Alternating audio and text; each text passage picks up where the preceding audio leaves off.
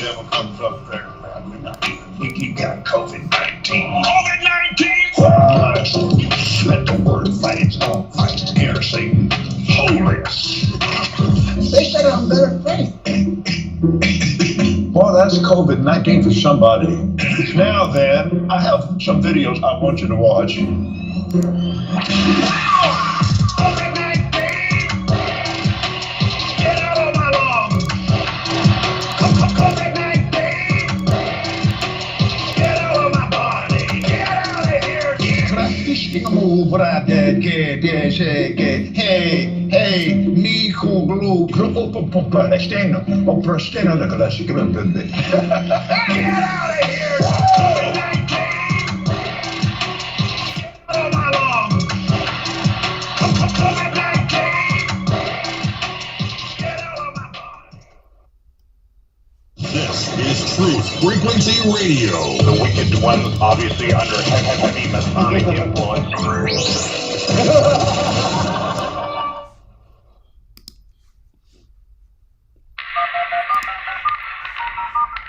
This is not a valid menu option. Condition orange. Condition orange. Situation Delta in effect. Please enter your agent number now, followed by the hash key. We have to create culture. Don't watch TV. Don't read magazines. Don't even listen to NPR. Time comes when silence is betrayal. More for themselves and less for everybody else. But I'll tell you what they don't want. They don't want a population of citizens capable of critical thinking. They don't want well-informed, well-educated people capable of critical thinking. They're not interested in that. That doesn't help them. Think for yourself. Question authority.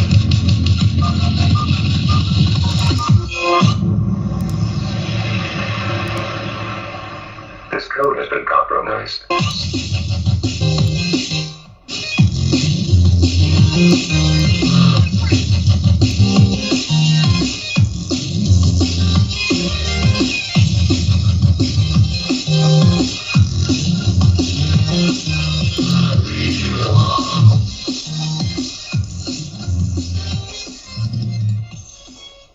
Welcome back, True Seeker. It is Wednesday, May 24th, 2023, the 144th day of the year. Very special number to the Jesuit order, and it's a day full of Jesuit rituals, from big celebrity deaths to big government puppets to big tech puppets, putting on quite the show there with Ron DeSantis and Elon Musk and their technical glitch-filled DeSantis announcement. But we're going to get into all of it, and again, if you do want to call in tonight, this is a caller participatory show. If you do want to call in tonight, it's 213-233-3998. Again, 213-233-3998. We are streaming on YouTube on GematriaEffectNews 25, because we've been deleted 20 some other times. And that number is on the screen if you're on YouTube, so it's hard to forget it that way. Anyhow, let's start off with the death of Tina Turner tonight. We talked about her son's death, Ronnie, back in December, and when he passed, we said, you know, Tina's 83 years old right now. She might not have too much time left. And yes, we did stream about this earlier today on YouTube, but the main thing I want to focus on for the radio show is just her age of death at 83. As we know, the song Murder by Numbers by the Police came out in 1983. We know the movie poster for Murder by Numbers, starring Sandra Bullock, a movie star whose name Gematria is 83. We know on that movie poster, the numbers are coded into the words Murder by Numbers.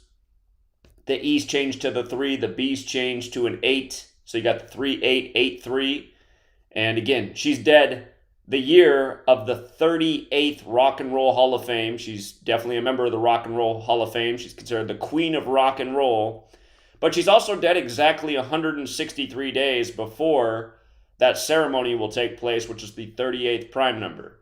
So anyhow, Murder by Numbers, the song by the Police from 1983. I just want to read those lyrics again in light of Tina Turner being dead at 83, Here's the song from 1983, Murder by Numbers. Once that you've decided on a killing, first you make a stone of your heart, and if you find that your hands are still willing, then you can turn a murder into art. There really isn't any need for bloodshed. You just do it with a little more finesse. If you can slip a tablet into someone's coffee, then it avoids an awful lot of mess. It's Murder by Numbers, 1, 2, 3. It's as easy to learn as your ABCs. And no doubt that's a nod to Gematria. Again, Gematria, the simple practice of coding numbers into words. Remember, in Gematria, murder equals 79 forwards, 83 in reverse. Tina Turner's dead at 83 today. Patti LaBelle's turning 79 today. Probably not a coincidence. Remember, if you look at that Murder by Numbers movie poster, there's orange numbers in the background running down the center of the poster, and the numbers that surround the words are the orange 7 and the orange 9, like 79. Murder 79 forwards, 83 in reverse. Coming back to those lyrics, now if you have a taste for this experience, if you're flushed with your very first success, then you must try a twosome or a threesome. You'll find your conscience bothers you much less. And funny enough, her death is perfectly synced with Ike Turner's death and her son's death. Twosome or a threesome. I guess this one's a threesome. There's also 3 dead black musicians in the news today. Tina Turner's getting the majority of the attention. Bill Lee, the father of Spike Lee's dead. And the Earth, Wind, and Fire guitarist Sheldon Reynolds is also dead. So you got 3 dead black musicians today. And anyway, back to the lyrics. Because murder is like anything else, or excuse me, let me just actually go back to the twosome and threesome part. Well, let's rewind. Now, if you have a taste for this experience, if you're flushed with your very first success, then you must try a twosome or a threesome. You'll find your conscience bothers you much less. Because murder is like anything you take to. It's a habit-forming need for more and more. You can bump off every member of your family and anybody else you find a bore. Because it's murder by numbers, 1, 2, 3, it's as easy to learn as your ABCs. Now you can join the ranks of the illustrious in history's great dark hall of fame. All our greatest killers were industrious, at least the ones that we all know by name.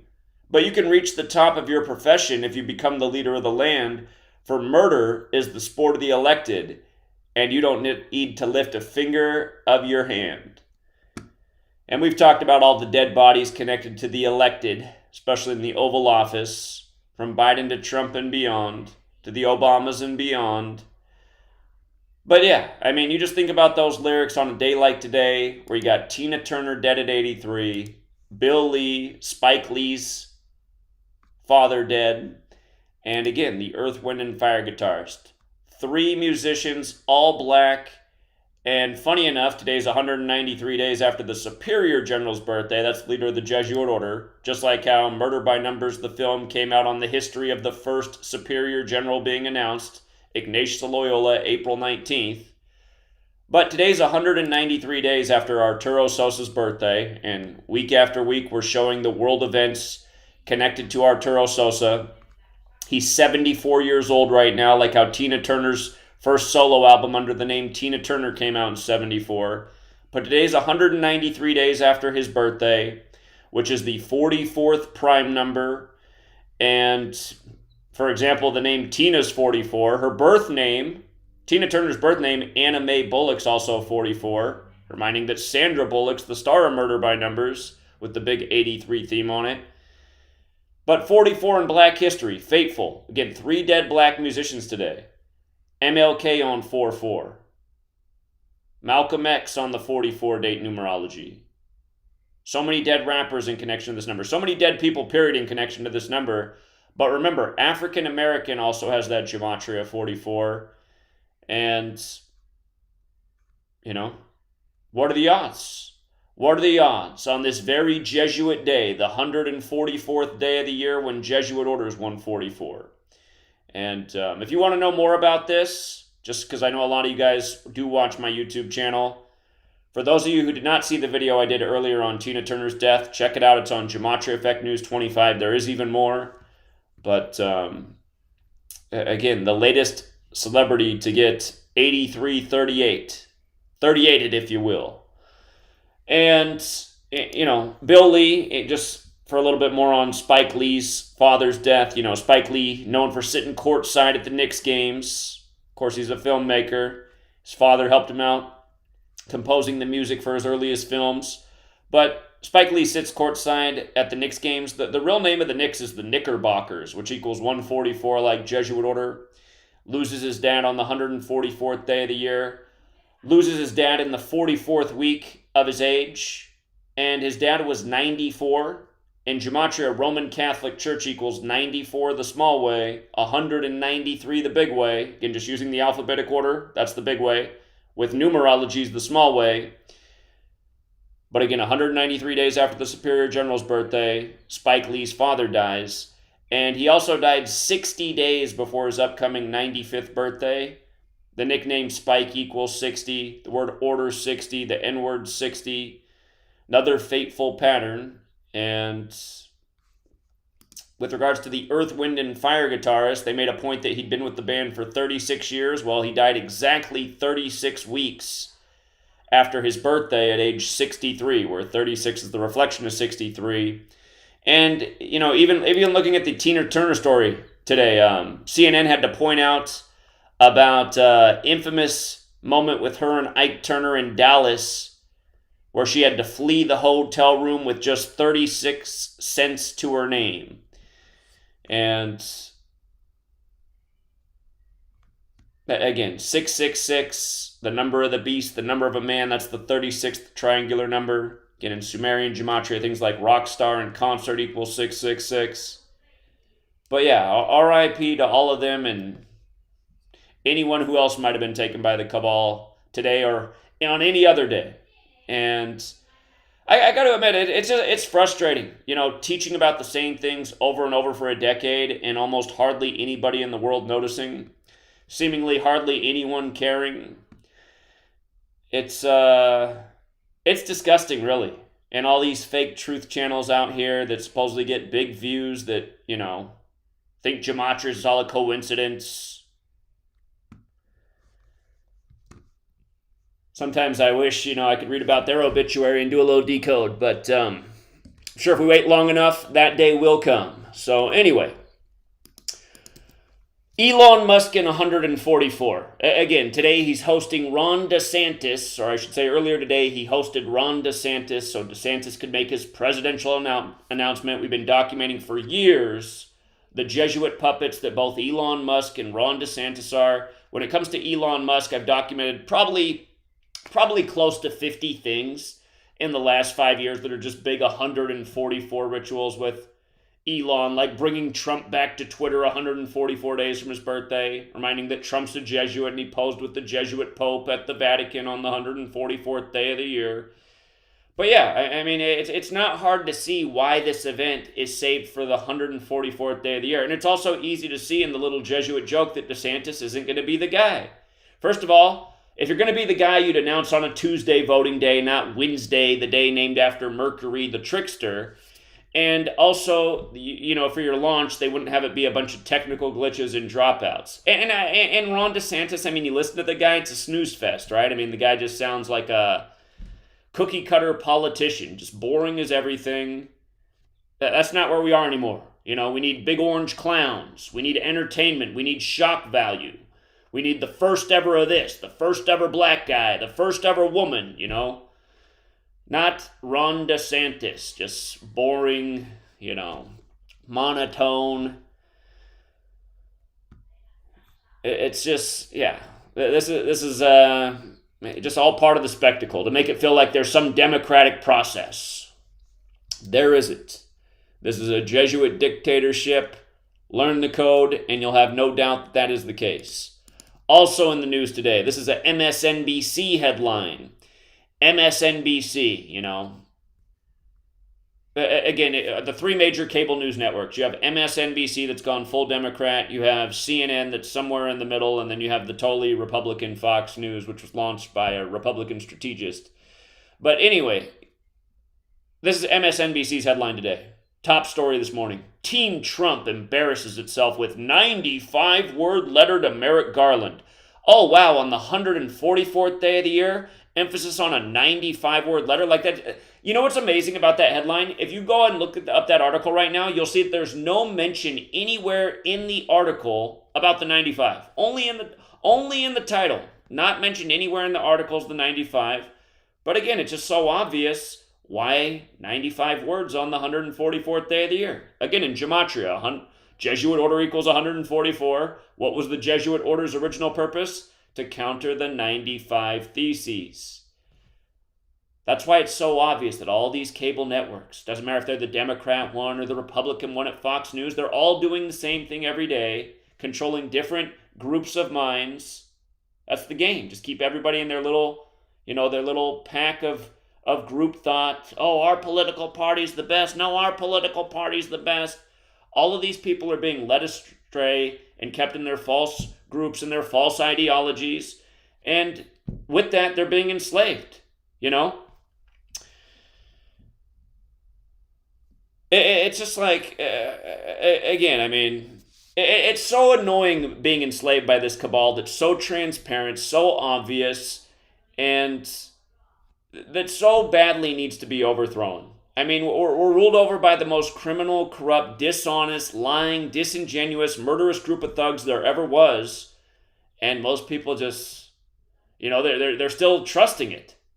They're still believing in it. They're still listening to it. They're still following its directions.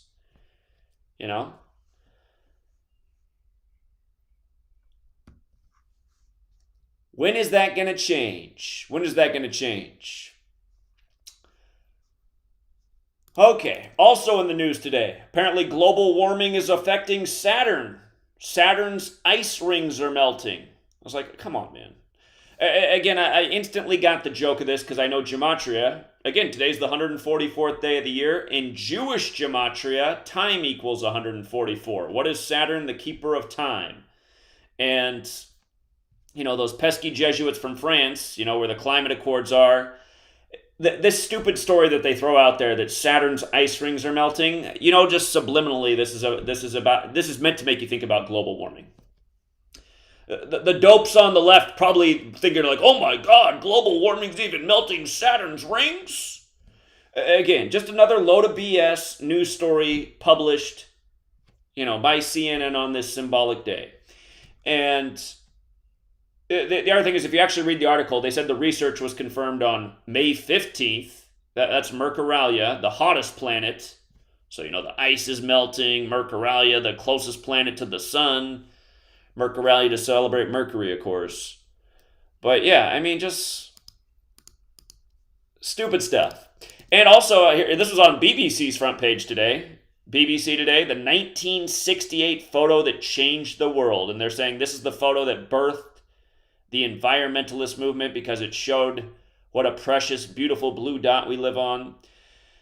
I had to go back and look at this moment. So they say that this photo was captured by William Allison Anders, or Bill Anders, on Christmas Eve, 1968, the Apollo 8 mission. That was the same day they read from Genesis, also part of that Apollo 8 story. But that date, December 24th, 1968, it had 123 numerology, 1, 2, 3.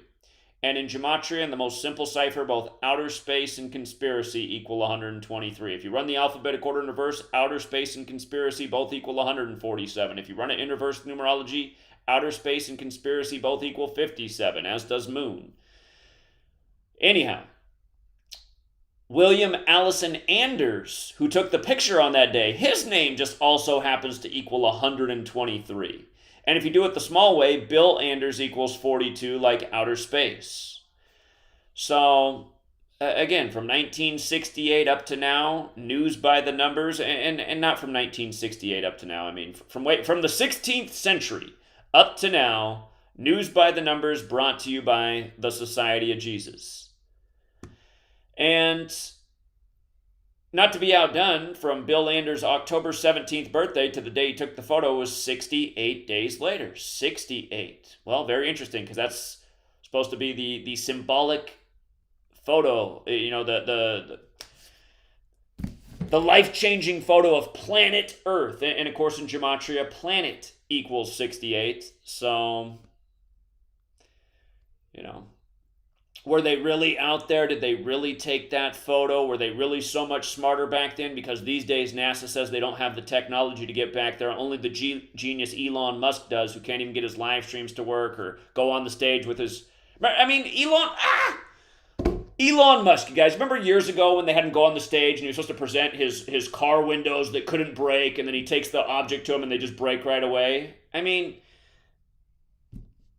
all of this stuff is supposed to be a sign to people that have a pulse, you know, a few IQ points, that this guy's a stooge. You know, everything they do every day is to see who has a pulse, who's paying attention. Elon Musk, for the first time, the world's richest man. Big headline for that night when it happened. Did anybody look and notice that it was the anniversary of Nikola Tesla's death? You know? Did anyone do the Gematria and notice it was the 78-year anniversary and both Tesla and Jesuit equal 78? That was another story today. You know, the young girl who did the poem reading for Biden's inauguration, The Hill We Climb or whatever it was. Today her poem got censored at a Florida elementary school. And it's like, oh, so they saved that story for the day that the Florida governor announces for the presidency, when she's connected to the presidency through Inauguration Day. And since I just brought up 78, today just happened to be 78 days after her birthday. You know, again, Jesuit 78, Jesuit Order 144. Again, that's Amanda Gorman. Amanda Gorman.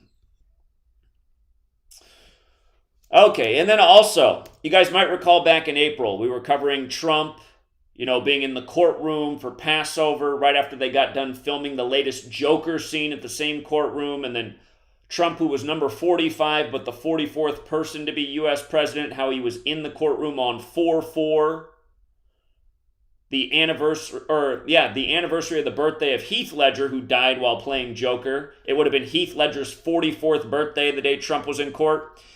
And we were talking about then, well, maybe I don't know if I talked about it publicly. We might have just talked about it on Patreon with sports, but we were noticing how it was also synced up with basketball and the Denver Nuggets, because the Denver Nuggets star player's the Joker. And this is the 76th anniversary season of the NBA, also the 77th pro basketball season, and Trump's 76 years old right now. He's going to turn 77 during the NBA Finals. Well, the Denver Nuggets became the first team to clinch the NBA Finals berth. And again, the Denver Nuggets joined the NBA in 76 after leaving the ABA that year with the San Antonio Spurs, who also got the #1 pick. But the Joker goes 4-0, right, after Trump's in court on 4/4. And funny enough, he advanced to the NBA Finals on the other big Joker in sports birthday. That's Novak Djokovic, the tennis star who will be playing in the French Open during the time of the NBA Finals. He'll probably be going up against Rafael Nadal, who's trying to win his 15th French Open, like how the Joker wears 15 in the NBA. So pay attention to all these things. But just to validate, again, what I was saying back in April about the connection with Trump being in the courtroom and how it connects to the world of sports, Donald Trump, we've called sports championships. We called Super Bowl 52 on September 23rd through Donald Trump. Donald Trump took on the NFL protesters on 23/9, like how the flag was sewn at 239 Arch Street in Philadelphia, and its birthday's June 14th, like Trump, who became president-elect while the flag was 239 years old. And then you might recall his first physical, Trump, the doctor said he weighed 239 pounds. Anyway, Trump took on the protesters of the flag. That day we said, oh, this is easy. The Super Bowl this year will be Philadelphia, the home of the flag, versus the Patriots with the flag on their helmet. Exactly what it was.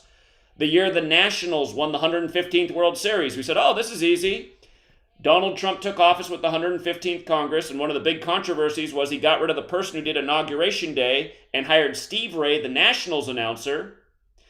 And when the Nationals won the 115th World Series, like how Trump took office with the 115th Congress, they won it 138 days after Donald Trump's birthday. And in Gematria, Donald Trump equals 138, like their manager, Dave Martinez, equals 138. That's the manager of the Nationals. Like Nationals equals 138, like Federal equals 138.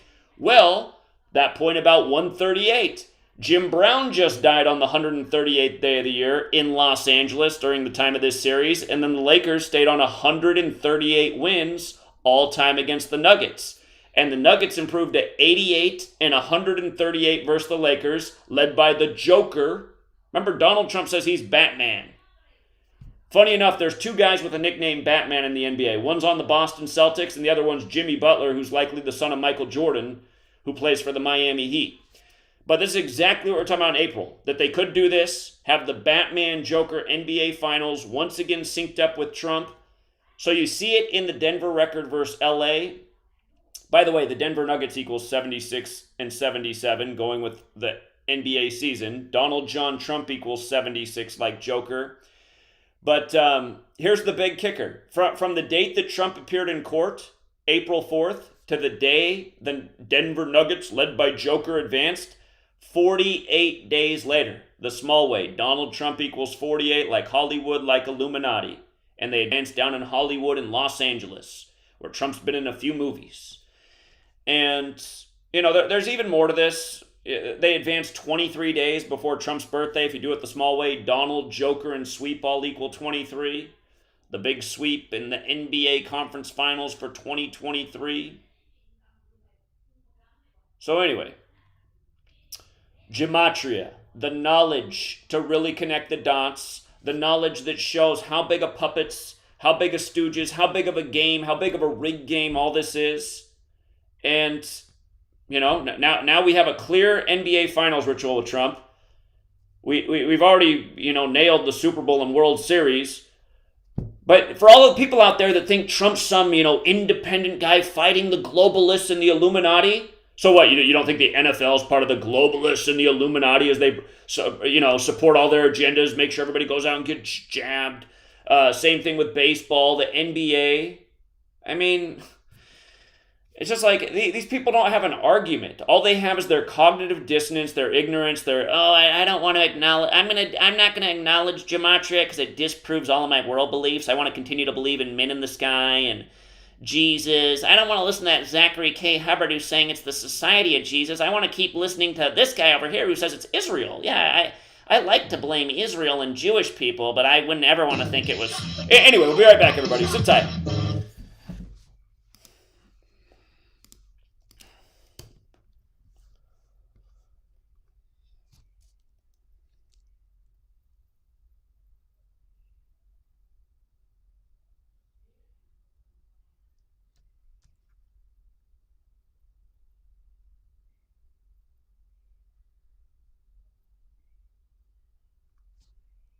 Study success.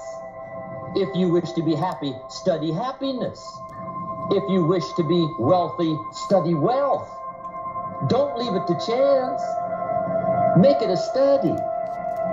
You've got to study the things that can change your economic, social, spiritual, personal life. Now, here's a qualifying phrase.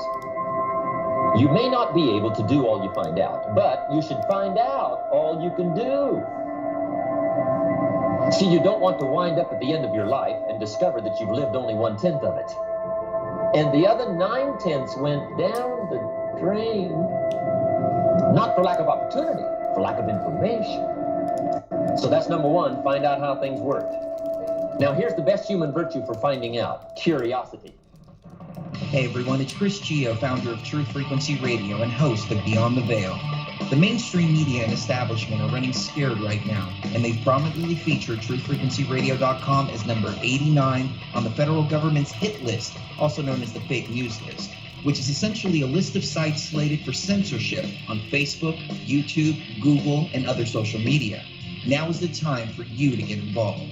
Share your favorite TFR shows far and wide on forums and social media. Tell your friends and family about your favorite shows. If you're a business owner, get in touch with us to feature your product or service right here on TFR. And if you haven't done so already, become a TFR supporter now and get unlimited commercial-free downloads in high quality. Visit truthfrequencyradio.com/sign-up. Thank you for making TFR the leader in independent and uncensored talk radio. Truth Frequency Radio, your protection from deception.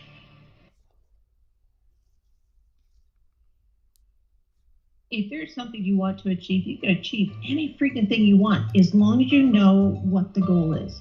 That's why goal posters or goal boards or even just telling someone what your goals are, writing them down is so important, because once you can identify your goal, it makes it so much easier to work towards it.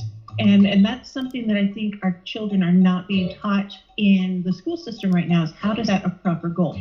It's like, hey, what do you want to achieve? Well, the teacher gave me these things I want to achieve. Okay, well, what's that going to do for you? Well, I don't know. The teacher said I had to do it. Okay, that's great, but it doesn't teach them the logical thought process or the creative thinking process to develop a goal and then reverse engineer what they need to do to accomplish that goal. And we need more of that true goal setting in our society. Otherwise, we just have a bunch of sheep who have no idea what they're doing. They're just bumbling around. Don't be a sheep, be a goat. They're more creative and adventurous anyways. Be an ornery goat. Real people, real radio. Wherever you are, make it TFR. Truth Frequency Radio.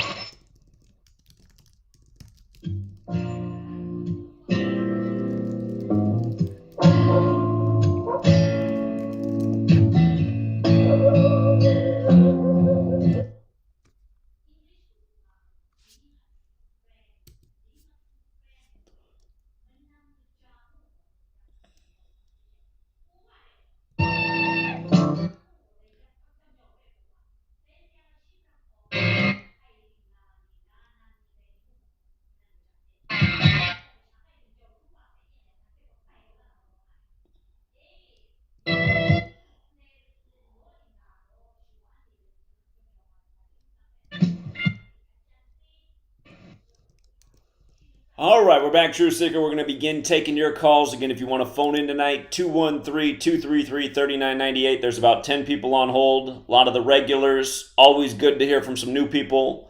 And here's the hockey superstar from Austin to lead us off. How you doing tonight, Austin? Hey, brother. Everything you say is the truth. You know, I figured this shit out when I was 15. I'm bragging. I knew this shit when I was 15. How the fuck did I know this shit when I was 15? That we were all being dick, duped, fucked, reamed. So what year was it when you were 15, for the record? What year was that? Well, let's see. Well, I graduated in 74. So, 60s? Yeah. Okay. Late 60s? Yeah, I knew. I could feel it in my bones, because my mother told me, you have this, her father, my grandfather had that I don't call it a gift, but some people, my grandfather was supposed to get on the Titanic, and he didn't get on it because he knew not to. And I have that. So, and I've always been able to see through the goddamn lies. Yeah, I've been fooled. Yeah, Trump had me fucking dicked. I wanted to believe in that motherfucker. And, yeah, he's a fucking deceiver too. He's in bed with the fucking goddamn devil too. Mega, the highest degree of the Satanic Church.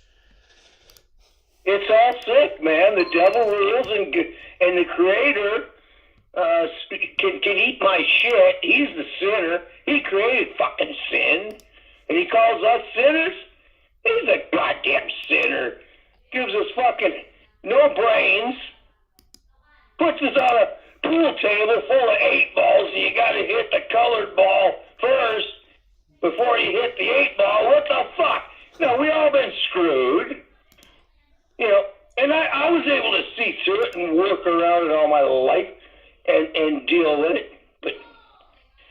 we're fucked. This world, this country, we're fucked. They're going to pull something big.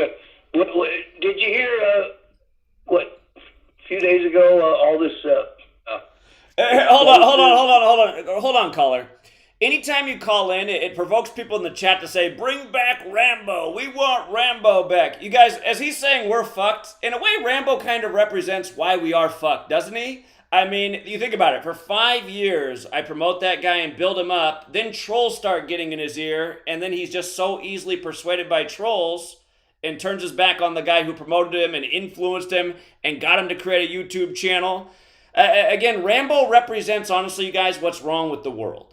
And I do appreciate his research. I'm glad I call him Zombo. Well, again, but he really does in that regard, because it's pathetic, and it's just he represents this effeminate. It is pathetic. Yeah, he represents the demasculated society, the effeminate society, and again, I mean, it's just.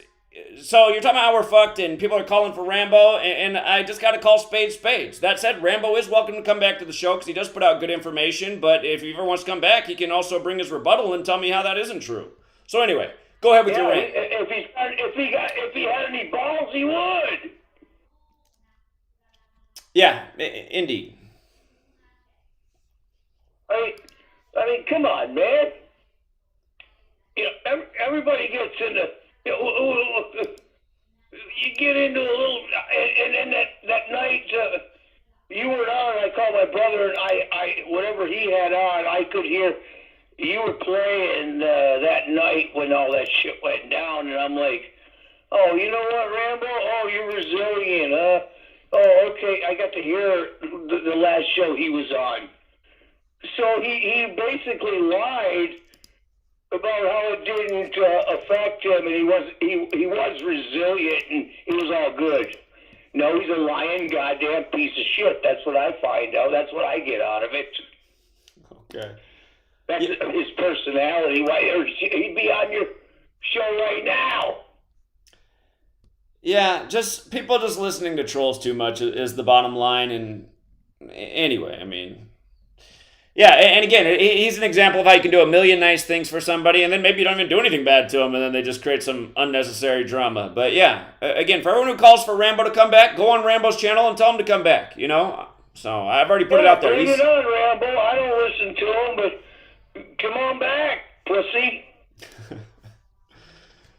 You fucking pussy. Okay. Okay. Well, what else is going on, man? Well, what's the word in Austin? What's going on in Austin down there? Oh, well, you know, I moved out of Austin. I'm still in, the county. I've been out of Austin for like 3.5 goddamn years. So, I hate Austin. I hate Austin. I see. When I moved to Austin years and years ago, back in late '84, it was like Mayberry. I loved it. I came here to make money as a plumber. And I did, but no, I've watched Austin go straight to hell, and I believe they were using when the first voting machines came out, that they were. Oh, there's no doubt. I knew, and there's no doubt that they were using them here in Austin to steal votes, to turn this into a sick fucking goddamn piece of shit. City. Yeah, it's going on all over the nation. So sounds like the same thing. Oh yeah. And then did you hear what the governor or somebody today was talking about over in Arizona? Oh yeah, the machines are fucked up. Well, duh. I could have told you that when that shit with Al Gore. We'd all be flooded back in 2015, according to Al Gore, right? And they all live on fucking land. Fucking, jeez. What is that? Just the hanging Chad. Right. Yeah, the hanging Chads, 2000. In Florida, and I'm going, telling my dead wife, I'm going, you know what? Oh, they got the machine sitting on the shelves. Now they can completely control and manipulate the votes. Indeed. And boy, was I right. Boy, was I right. Indeed. I can't help it. Indeed. All right, Austin. Well, I always appreciate hearing your outrage because it does represent the way more people should feel. And thank you. People should be mad as fucking hell. These goddamn scumbags. Oh, you talk about killing people. Goddamn that fucking nasty, ugly, stinking cunt. Hitlery, rock, goddamn fucking Clinton. You know, she's had more people killed than fucking all the mafia put together. That devil, she-devil witch, the mother of Satan, should be chopped up in little pieces. Indeed. And just to remind everybody, another Jesuit who also went to Yale and is likely a member of Skull and Bones. All right, appreciate it, Austin. Thank you, friend. Yeah, you know what? All right, brother. All right, man. You have a good night. Too. All right. Austin, always outraged and rightfully so. Let's go out to our good friend in New York. What's up, 347? Hey, what's up, Zach? You can hear me? Loud and clear. One more thing about Tina Turner. One thing I remember about Tina Turner is the movie Mad Max with Mel Gibson. You remember that movie? I haven't seen that one. Tell me about it. It's like the apocalypse in Earth or something in 2000 or something. I got to look it up. I'm surprised you never heard of Mad Max. That's what. Oh, wait. Hold on. You said she's in Mad Max, huh? Tina Turner? Yeah. Oh, it's not the first Mad Max. The one that came out in 80, came out around the same time her career got back started. I think that movie came out like in 84, 85, I want to say. It came out in 85. Song from the soundtrack. Okay. I've seen the original Mad Max, but I haven't seen this one. So this is right after her 1984 return. Okay. Yeah, with Mel Gibson in it. All right. All right. 3 quick stories. Did you see the story about the 1,100-year-old Hebrew Bible selling for $38 million in New York City auction? 38 million, huh? Interesting. Yeah. Prophecies 38.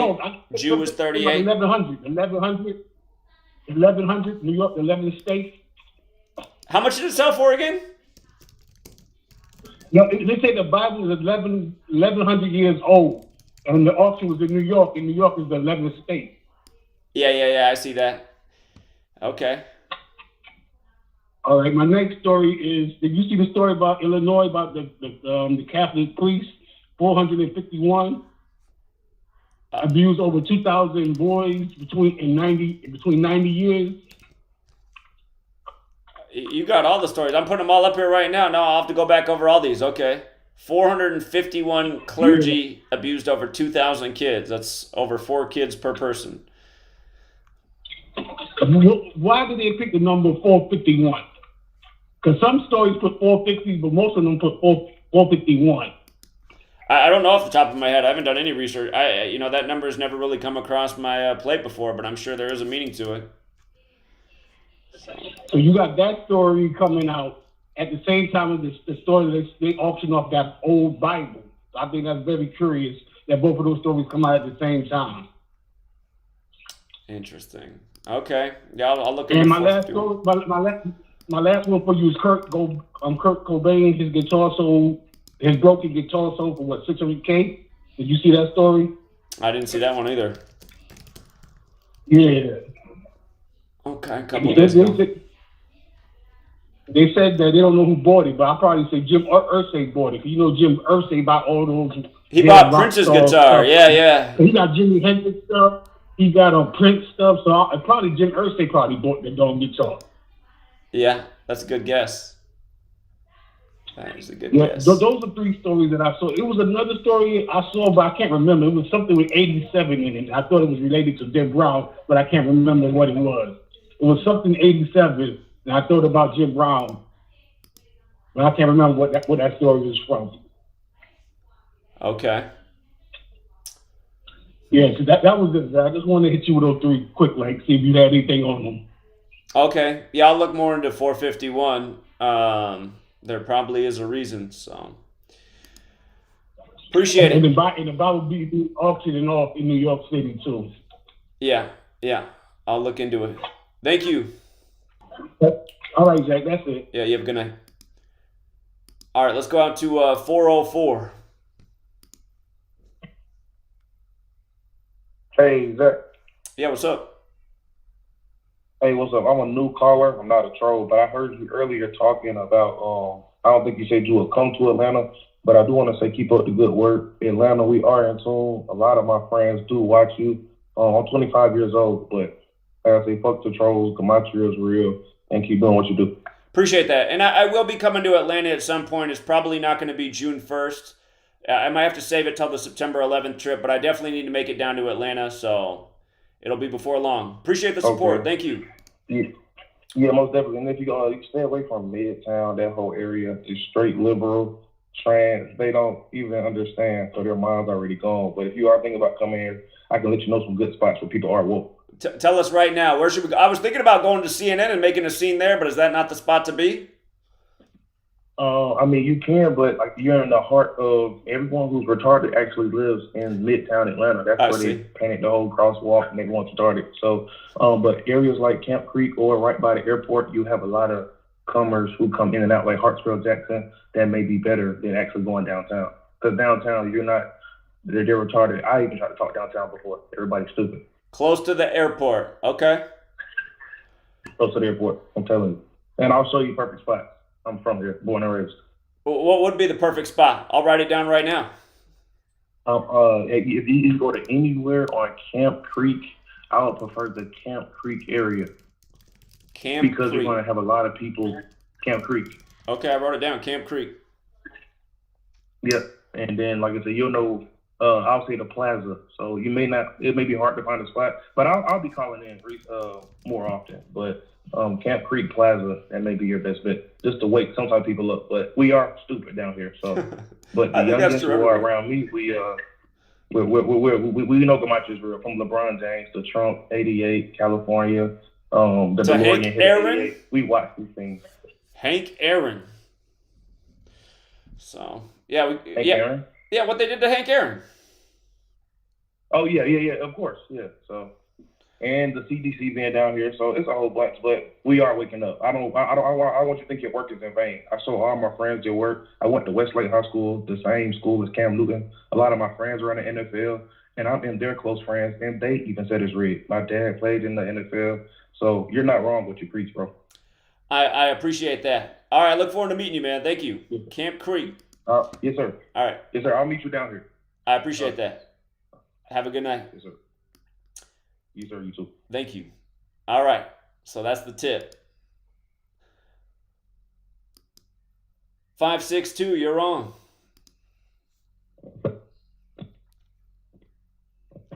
Zach. Yes. Hey. All right, man. Thanks for taking my call. Okay, look.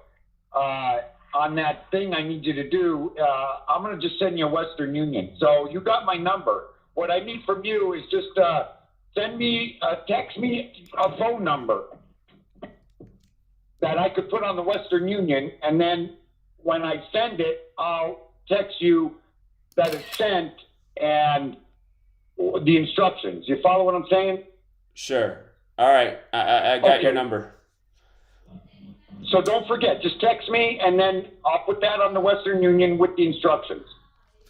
Okay. And how much I sent, all right? Okay. Okay, boss. All right, got it. I can't wait. All right, appreciate it, man. Thank you.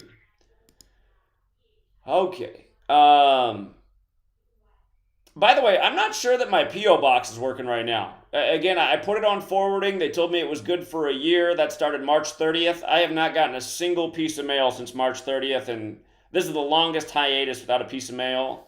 I went by the post office, and they said it should be all good. Maybe I just haven't gotten any mail since March 30th, but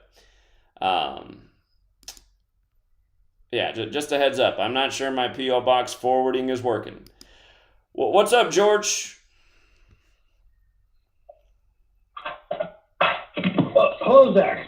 How you doing, George? Oh, great. And yourself? I'm doing all right. Okay, so I'd just like to share a couple of observations. That I know you said you had 10 people online or on hold, so that means you probably have at least 7 or 8 people waiting right now. So I'll here's my point. So thank you for doing or covering the death of Tina Turner, and I looked hard to see if I could find anything suspicious about her. As you probably knew or probably know, she I guess she was a practicing Buddhist, but she grew up Baptist. Her father was a deacon, and her first husband, Ike's father, was a Baptist minister.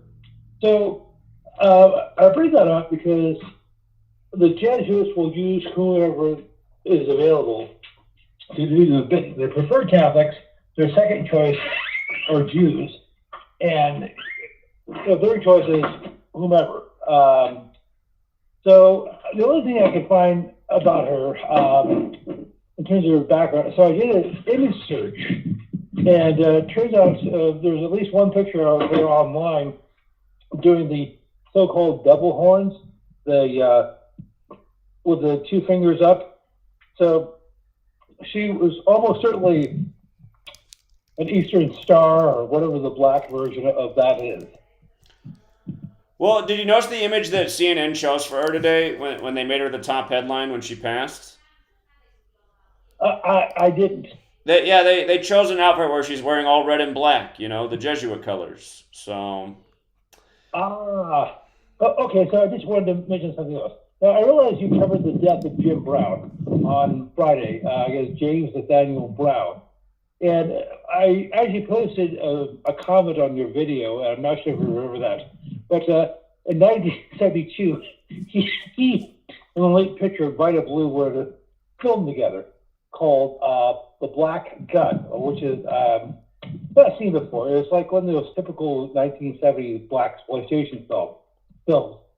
When it came out, the movie came out on November the 20th, 1972, Joe Biden's birthday. I realized that could have been a coincidence. Who knows? I don't know. I didn't look up the actual day, the day of the week it was released. That's the same year he became Senator-elect, 72. I mean, that's the same year his wife and daughter died in a car crash just after that. Okay, so as I said, Vita Blue died earlier this month. Was it the 6th or the 7th? So, gee, and Brown just died a couple weeks later. And I guess last month, I don't recall the day, there was supposedly a shooting in Cleveland, Texas. Not Cleveland, Ohio, but Cleveland, Texas. So in your opinion, is that correlated to the death of Jim Brown? Possibly, right? Again, Jim Brown dies. It's just amazing how possibly. Of course, Jim Brown's connected to Cleveland, so... Again, he dies in L.A. Jim Brown dies in L.A. Cleveland and L.A. have the connection through the Rams that went from Cleveland to L.A., obviously through LeBron, through Tupac, who did the song saying we're doing this from Cleveland to L.A., and probably other things I don't know about. But, the Cleveland, Texas shooting right before, possibly also a part of the ritual. Okay, so unless you're from there, most people have probably never heard of Cleveland, Texas. It has a population of under 10,000 people. So I'm not sure why they chose it there as opposed to Cleveland, Ohio, or maybe even Cleveland, Tennessee. And just wanted to mention, this is not really Gematria, but I know last month you were in California, and one of the places where you stopped was Palo Alto. Or did you actually, you were in Santa Clara County, but were you actually in Palo Alto? Yeah, we were in Palo Alto. Okay, so this story came out, I guess, a couple weeks ago. They're talking about how well-paid government officials are in Northern California, like police chiefs, fire chiefs, and so forth. And the highest-paid municipal employee in the country is Ed Sedaka, I believe. In 2021, he made $573,000 as the city manager for Palo Alto, which has a population of about 68,000 people, but less than 70,000 people. And that has created a bit of an outrage.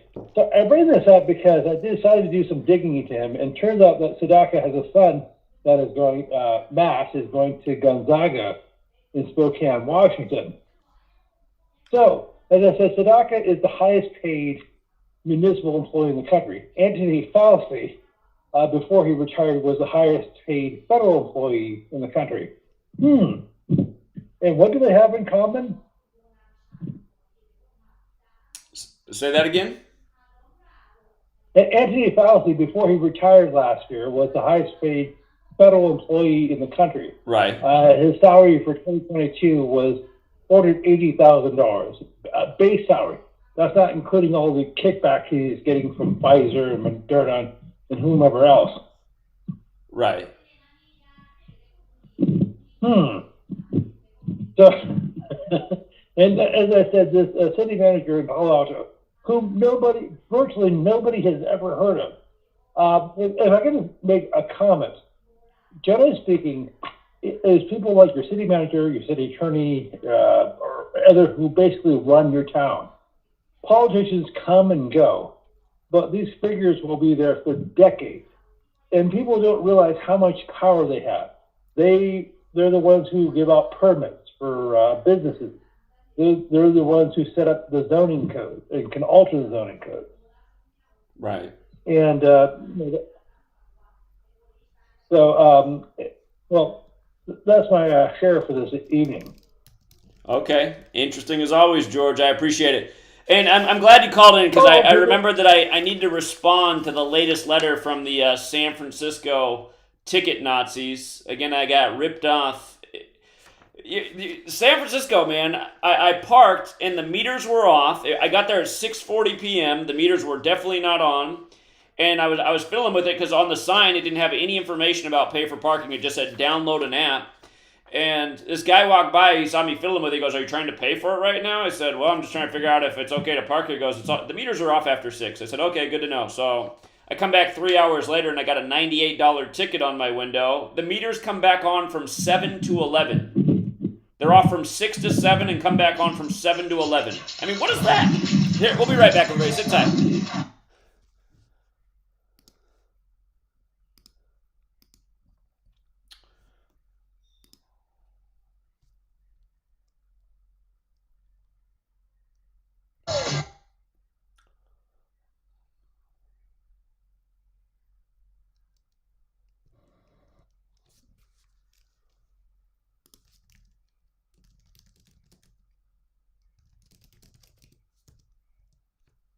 Censorship and regulation is becoming an ever-growing problem in today's modern media.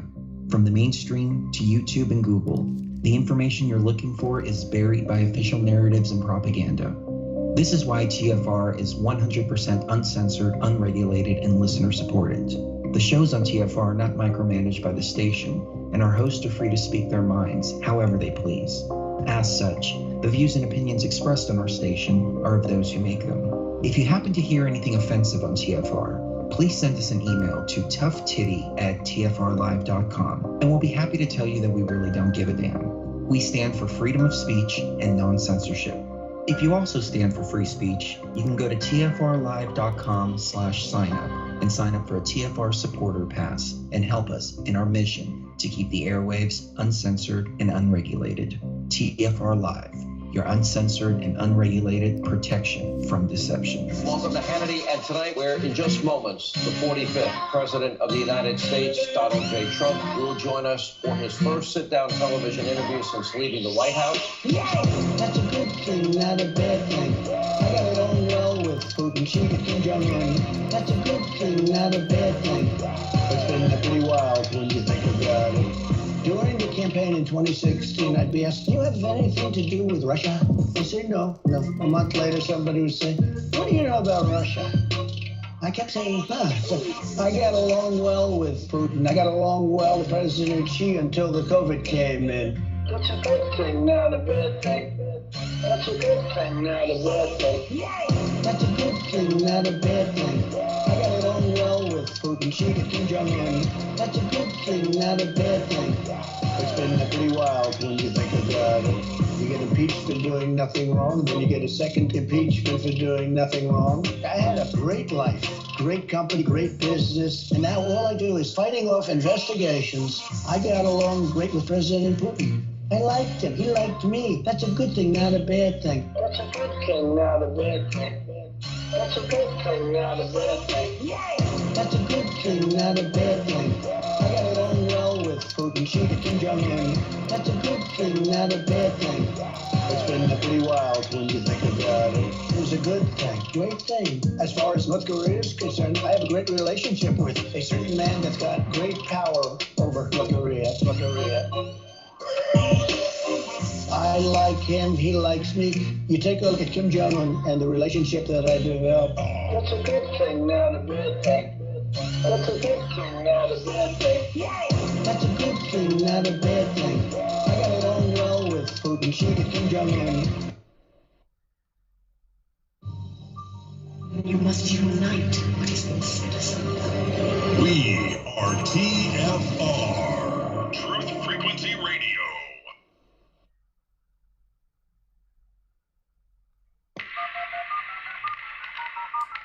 This is not a valid menu option. Condition orange. Condition orange. Situation Delta in effect.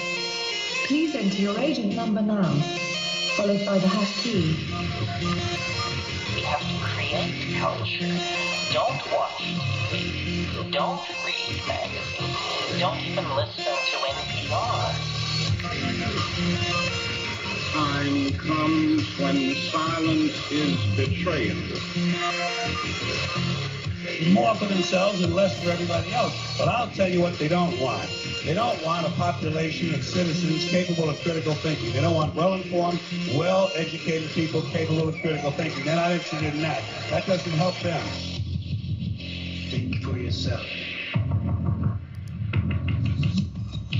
Question authority.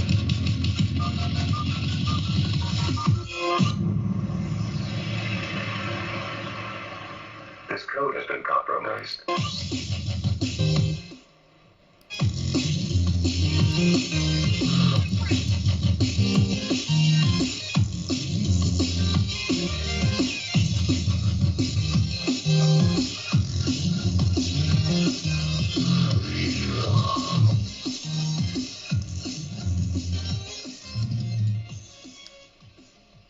All right, we're back, True Seeker, and a few calls back, the veteran from New York, he gave us a few headlines, and he asked if there was something specific to them reporting that 451 Catholic clergy sexually abused children, over 2,000 children. And again, when you get into these triple-digit numbers, these bigger numbers, to find the gematria meaning, you have to look into the three ciphers that have the bigger number values. That's English Extended Gematria, Jewish Gematria, and Satanic Gematria. And the English Extended cipher, anus, equals 451. That's probably not an accident. So, anyhow, let's go out to 347. 347, you are on.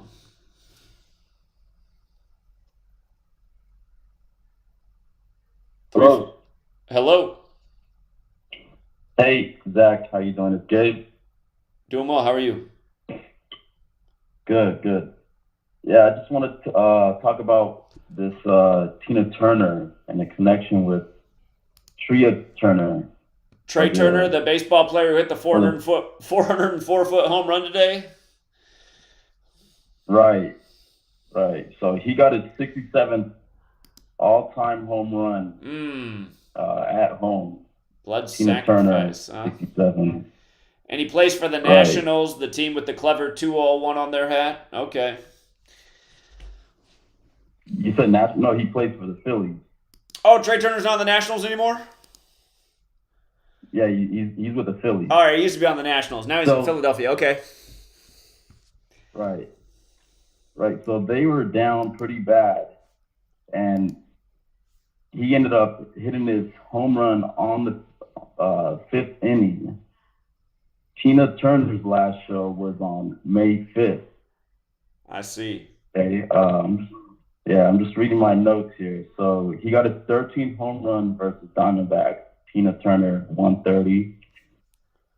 He tied it at 5-5. Tina's last show was on May 5th.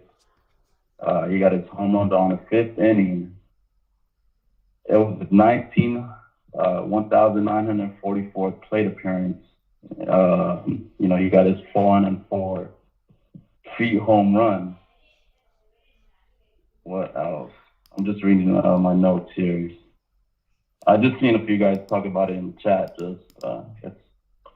It's blatant mockery. Yo, you're the same gentleman I met in San Francisco, right? Yeah. Yeah. Hey, tell your story real quick about how you didn't want to get the jab, so you quit your job, and then you use this knowledge to pay the bills with sports. Oh, yeah. I was out in New York, and it was pretty bad, and everyone was dropping like flies getting the jab, and I just used this knowledge that I learned from, what I found from you, and was just making some plays. I put my balls out there and was just making these sports picks. I learned from you, and I just started working on these games myself. And I see all the sick stuff that's happening. Just like this Tria Turner home run. It's just simple as that, man. It is as simple as that. Shout out to Ocho, who's in Philly. He texted me today. He's like, I knew Trey Turner was going to hit a home run as soon as I saw Tina Turner dying. So. Right. So obviously he hit a home run. Today's also the anniversary of the Uvalde, and yesterday the Texas Rangers had another ritual with the Uvalde. Nathan Eovaldi was pitching yesterday, and they stayed on 18 losses like Salvador Ramos, who died at 18. It was a 3 months and 11 days to his next birthday. He went 11-3 since Uvalde, since that happened. And I remember you showing it that the parking lot footage was it was dated March 11th. Right. Right. The wrong date. Yeah. He had a good ritual to win yesterday, Eovaldi. So. Yeah. He was playing against number 44, Rich Hill. And he fell to 4-4. Exactly. It's funny. I didn't even think about how similar his name was to Uvalde. He had all the numbers to win yesterday, but you're right. Having that the day before the Uvalde anniversary. Yeah. Good observation. Yeah. Bruce Bochy, he got his 2033rd win. 233 is the 51st prime. Gunn is 15. Yeah, man, it's just crazy how this stuff is going on. Indeed. I told you about a few things before about all these shooting rituals, just like how James Harden in Game 4 he went 8-3 with a win, and he brought that kid from the MSU shooting, and it was 83 days from that shooting. It's like I said, man, before, it's pretty crazy. Indeed. Yeah, great observations, Gabe. I wanted to bring up to you, this happened a while back. It was on April 25th when Joe Biden, he announced that he was going to run for president. What's her name? Kamala Harris, it was 187 days from her last birthday. So I don't know if they're hinting something there. But they played the Mets, and they were a pretty good underdog that day. In April, all time, they stayed on 333 losses. And we know that their text code is 30330, right? Okay. And the Mets, they stayed on 4,666 wins, and the Mets manager stayed on 1,666 wins. So, they're doing all that satanic stuff going on there. Indeed. Yeah, I just really wanted to call you about this Tria Turner thing. It's blatant mockery with that 400 feet home run. And I looked at the span of when her last concert was. I don't know how this is connected to the Phillies are connected to Tina Turner, besides Tria Turner being there. But they got their 1,087 win since her last performance, which was 733 weeks ago, which is the 130th prime. Tina Turner is 130. Interesting. Yeah, and I see, again, that's 14 years ago now, and we know the words dead and end are 14, so she's dead 14 years after her last concert in the same month that she gave that concert. It was on 5/5. We know about that number. Satan 55, so anyhow. It's the 55th day of the MLB season, too. You're right. It is the 55th day of the MLB season, indeed. Yeah. All right, Gabe, you're on it, man. Appreciate it. Keep it up. All right. I'll call you later for more observations. Thanks, man. Yeah. Have a good night. Yeah. Yeah. Most of this stuff, it's hard for people to fathom how they do it, but they're doing it every day. 425. You're on. The Lakers lost. Another wrong prediction. The Lakers lost. Listen to the troll. How's that a wrong prediction? So for the troll, the moron, we had the Nuggets to sweep, and we knew Denver had a great chance to win the series. And if you really want to talk about wrong predictions, there wasn't any there because my first pick to win the West was Denver. In April, we pointed out the Joker Batman ritual, which was perfectly synced up with the exact event that I put it on, the court thing. So go fuck yourself, loser. Next caller, 612. 612, you're on. Hey, Zach. Yeah, what's up? West, 44 North, man. What's that? Hello? 93rd West, 44 North, man. Thanks for taking my call. Okay, yeah, I was having trouble making out what you're saying.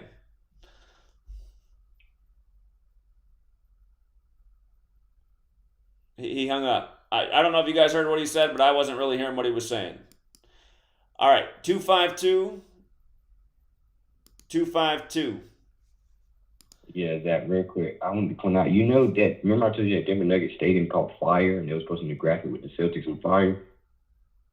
Say it again? Remember I told you the Denver Broncos stadium called Fire, and they were supposed to be the graphic on the fire? Right, on the 83rd day of the year on Peyton Manning's birthday. We covered it March 24th, the day it happened, which was right after they signed Russell Wilson on 3-8, Fire 38, Colorado 38. Exactly. That was exactly 62 weeks before the start of the finals. Denver Nuggets 62. Interesting. Yeah, exactly 62. So, I mean, that's pretty obvious right there. But one thing that was interesting about that you're talking about all this 163 stuff with Tina Turner, and I know it's the 38th prime and Murder 38. Comeback is 163. I'm wondering if they could do it, man. I'm wondering if Boston could come back because their whole season's been about 57. If Jimmy Butler ends up losing this series, he's going to be 57 and 57 in the playoffs all time. And it's been 19 years since Boston became the first team to come back from 3-0, but they did it in baseball. And we know about the 19-year cycle of the moon. And, of course, moon is 57, like World Series. So, again, if Boston does come back and win the series, they're going to do it on JFK's birthday, who's also connected to Massachusetts. and that's the 149th day of the year, which is the 35th prime, and this is the Heat's 35th season with the big 35 on the court. So it's interesting. Yeah. Comeback is 35. And comeback is 26, like Celtics. Yeah. And Game 7 would be exactly 163 days after the Pope's birthday. Right. So, I mean, yeah, it does get interesting. But, I mean, I don't know if they're going to do it or not. But Game 3 was interesting because it was the 141st day of the year, exactly 42 weeks after Bill Russell died. Bill Russell 141 and 42. And the Heat won. And obviously, their season's connected to LeBron James, King James 35. So, I mean, I wouldn't be surprised if either team does it. Either way, it's, you know, just, yeah. But I wanted to tell you, I did go grab that Manly P. Hall Secret Teachings of All Ages today. There you go. Yeah, I'm looking into it. And I wanted to ask you, is there any time you could make like maybe a series or just do any type of information lecture on what you learned from that book or what you got from that book? Well, he barely even touches on what I talk about in that book, but he mentions it in there. That's where I learned about it from. He doesn't really give you anything. He just tells you that there's this numerical code behind the English language and tells you how to just run the alphabetic order. A is 1 up to Z is 26. But there's a lot of information in there. Like, really, I should go back and read that book cover to cover because the things outside of Gematria might help us out more. There's a lot of information in that book. That's exactly my point. I already got to Gematria. I want you to talk about, because you talk about how these people are just so bad off. They're so either retarded or just can't help themselves. They're just suffering from just whatever. I think it would be really, really helpful to talk about a bit of the, like you touched on, the Hermetic principles, a lot of maybe Stoic teachings, a lot of philosophy stuff, a lot of stuff that could just help people get on the right path to just, like I said before in that last call, knowledge in general. It can really help them bring themselves to stuff like this, especially with books like that. It was a book that was written in 1926. I mean, there's a lot of information in that book that could really help people go through life. Indeed. Yeah, maybe I'll start even just rereading that book cover to cover and just do live streams with it. Go chapter by chapter. Yeah. So. Yeah. Okay. But one more thing.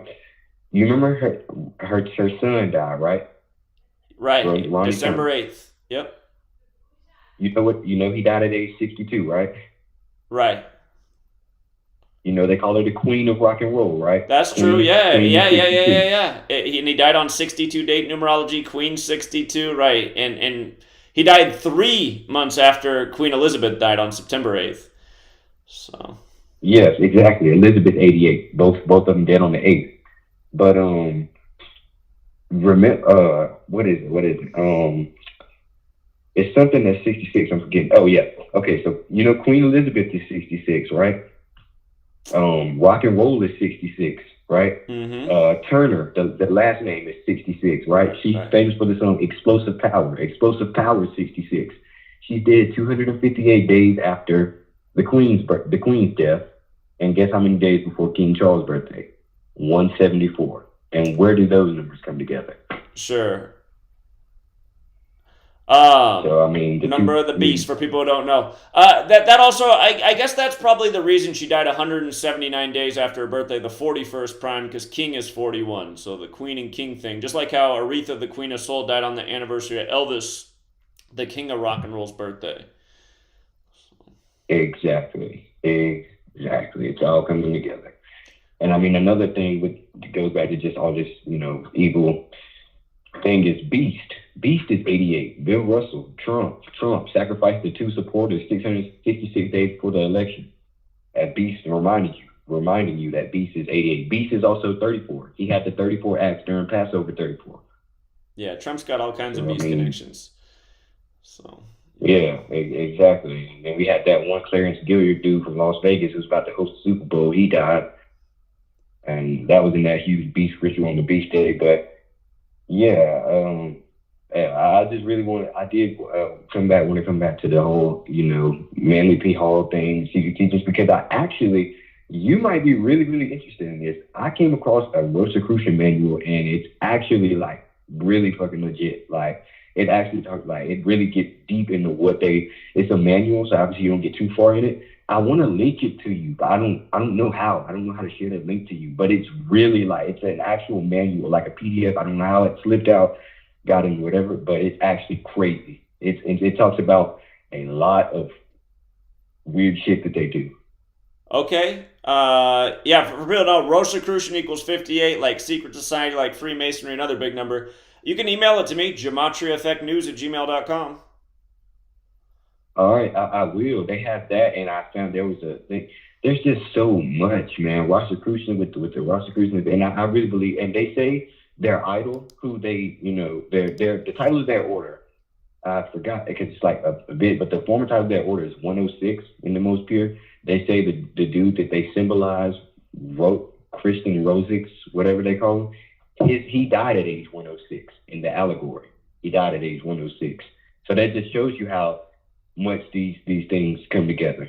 Secret Society 58 166, and the, like you just talked about, the Rosicrucian, that's 166 as well. So I mean, yeah, I think really should look into that. And there's a nice channel that's coming up on YouTube called Agrippa's Diary, spelled Agrippas, and Diary. He talks about a lot of this philosophical stuff, and it'll help people to understand why they do what they do. A lot of people stop learning this knowledge because they don't get it. They don't understand why. They don't understand the reason. Why would they do that? That doesn't make sense. You have to understand who these people are, what they believe in, who they worship, and where they came from. And I think that'll give a lot of people a lot of insight. Indeed. All right, well, I'm looking forward to that link, and yeah, let me know what you see in Secret Teachings of All Ages. I'm glad you're reading it. All right, thank you. All right, have a good night. Yeah, for people who don't know, he's a young guy. He's not very old, and he says he's only been following the work for not even that long. Maybe 6 months now. I'm not even sure it's been 6 months, but he calls in the sports show all the time. He's got a really good mind, that guy. So let's go out to 424. 424, what's up?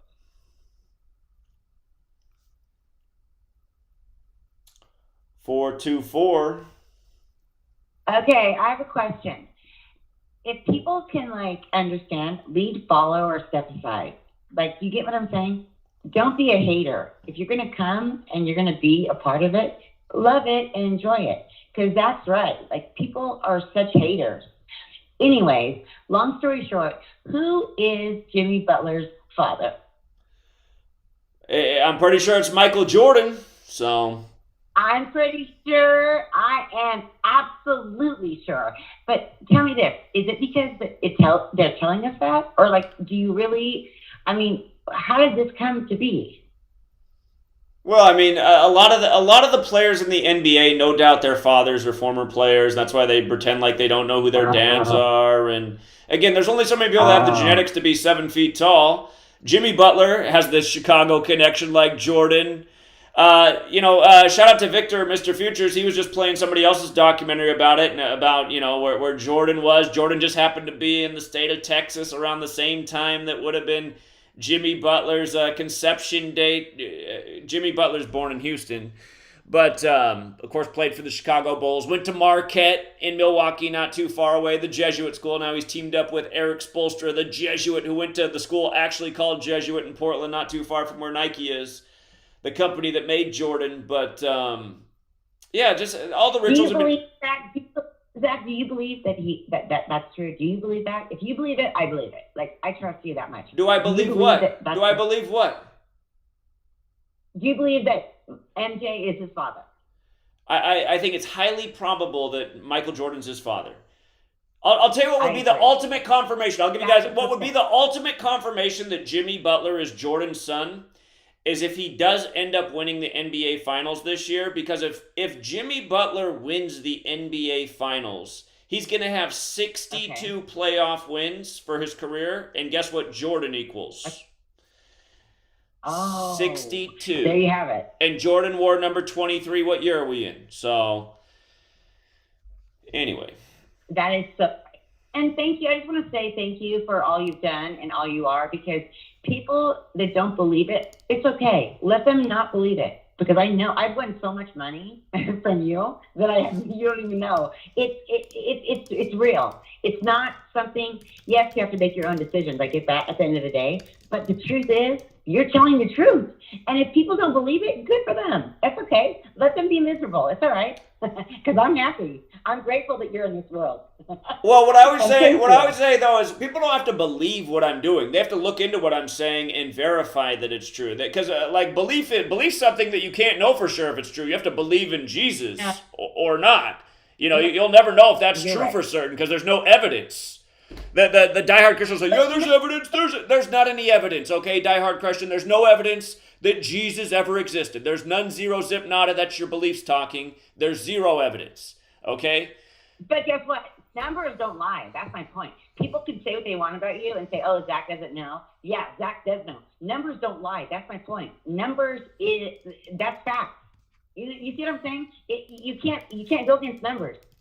Right. And when I keep showing, you know, the latest 144 ritual with Elon Musk, and it just keeps happening, eventually it should permeate your skull that, yes, this guy is a Jesuit puppet. Yes, it is the Jesuits that are doing this. Today's the latest 144 ritual. So, anyway, thank you. And it's so worth it. We know that. But I want you to know, everyone who's listening, just believe when I tell you this. I only caught your channel like maybe 3 or 4 months ago. I've never, you're not wrong. I'm just, and people, if they want to talk bad about you and say things, okay. But guess what? They don't even know. They're so unintelligent that they can't grasp the concept. It's right. My critics literally are all very dumb people. There was a guy, he used to be a flat earther, but now he's not a flat earther. He goes by Jake the Asshole. But he literally put up a video saying that Zach doesn't call spreads, and he was showing my notes on the screen, and on the notes it said why the 49ers should cover the spread. And it's just like, see what how dumb is this guy? Zach doesn't talk about spreads. It says right on the screen, 49ers will cover spread as they did in the game. So, anyway. No, and I want to say this to you, Zach, and thank you for when you do your plays on a daily. I appreciate when you give us little better choices. I appreciate that. When you star things and you say, well, this is what, it helps, and I appreciate that. Sure. You're doing a great job, and I love you. I'm glad that you're happy in your relationship, and you're doing the best thing that anyone could ever imagine, and they don't even know it, but it's okay. It's okay, because there's a very, you know what?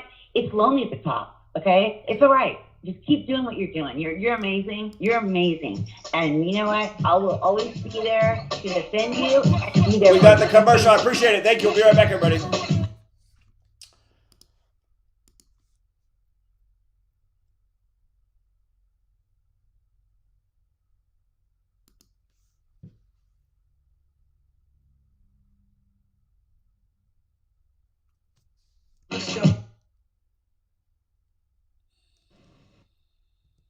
The truth will set you free. Many people are dealing in affirmations. Best thing to affirm is the truth. If you're broke, best thing to affirm is, I am broke. That's what you put up on the refrigerator. It's the truth that sets you free. Right? When you're shaving in the morning, gentlemen, if you're broke, you just put that up there. I'm broke. Nothing better to set you free than the awesome facts, the truth. So deal in truth. Affirmation without discipline leads to delusion. And the discipline and the accuracy of knowing your situation. You say, well, that's a bit negative. You've got to deal somewhat in negativity. You've got something fairly wrong with your heart. Looks like you're going to need a major operation. How many x-rays do you want them to take to find out what's really wrong? Somebody says, oh, just take one and see if we catch it. You say, no, not my heart. How many x-rays do you want them to take? It's kind of a negative subject, taking x-rays. How many? As many as it takes to find the full extent of the facts called the negative problem. So best to state the truth. Now we can deal with truth. Now we can deal with the problem if we... From the dawn of man, we have turned to nature to help attain balance within ourselves. But somewhere, we lost our way. Western culture is once again remembering the healing benefits of CBD, the non-psychoactive component of the hemp plant. That's why more and more people who use CBD report relief from inflammation and chronic pain, balanced blood sugar and cardiovascular system, relief from muscle tensions, tremors, migraines, headaches, anxiety, depression, and the list goes on. The big question is, where do you get it? iLife is a 99% pure CBD oil made with all organic ingredients, and it's available to TFR listeners worldwide. If you use coupon code TFR at checkout, you'll get $5 towards your order. Head on over to ialife.com now.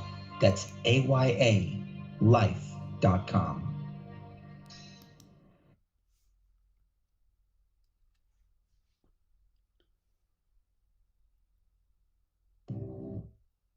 We exist in the security and comfort of our worlds. Paved paths, lights, and manicured lawns give us peace of mind that our world has been tamed, and we are its master. But other worlds exist on the edge of our sight. On the edge of our awareness, the shadows move. The woods is filled with the unblinking eyes of the nightmares our ancestors warned us about. Some of us have stumbled into these forgotten realms, whether on purpose or completely by surprise. I'm Brent Thomas. Join us on the Paranormal Portal Friday and Saturday nights from 10 p.m. to midnight Pacific Standard Time as we journey into the world of the paranormal phenomena. Enter the Paranormal Portal, if you dare.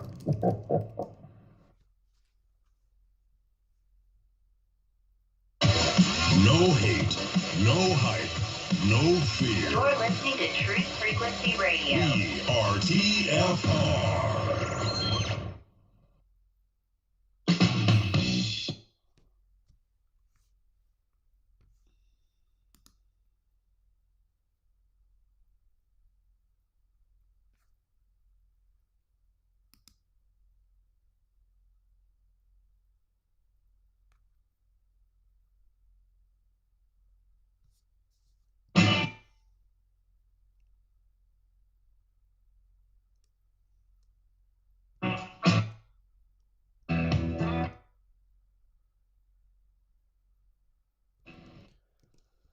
All right, we're back, True Seeker. The caller a little bit ago who was pointing out that Trey Turner hit his 67th career win on the day of Tina Turner's death.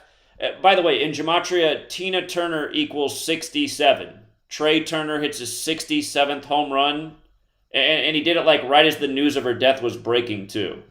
And probably they'll say, well, how do you script a home run? Again, it's not that hard, you guys. I mean, there's different cores and balls that you can buy. It's just like, people are more familiar in softball. In softball, you can get like a senior core. You ever see like these 80-year-olds hitting home runs? It's because they have played the senior core, so the ball flies way further off the bat.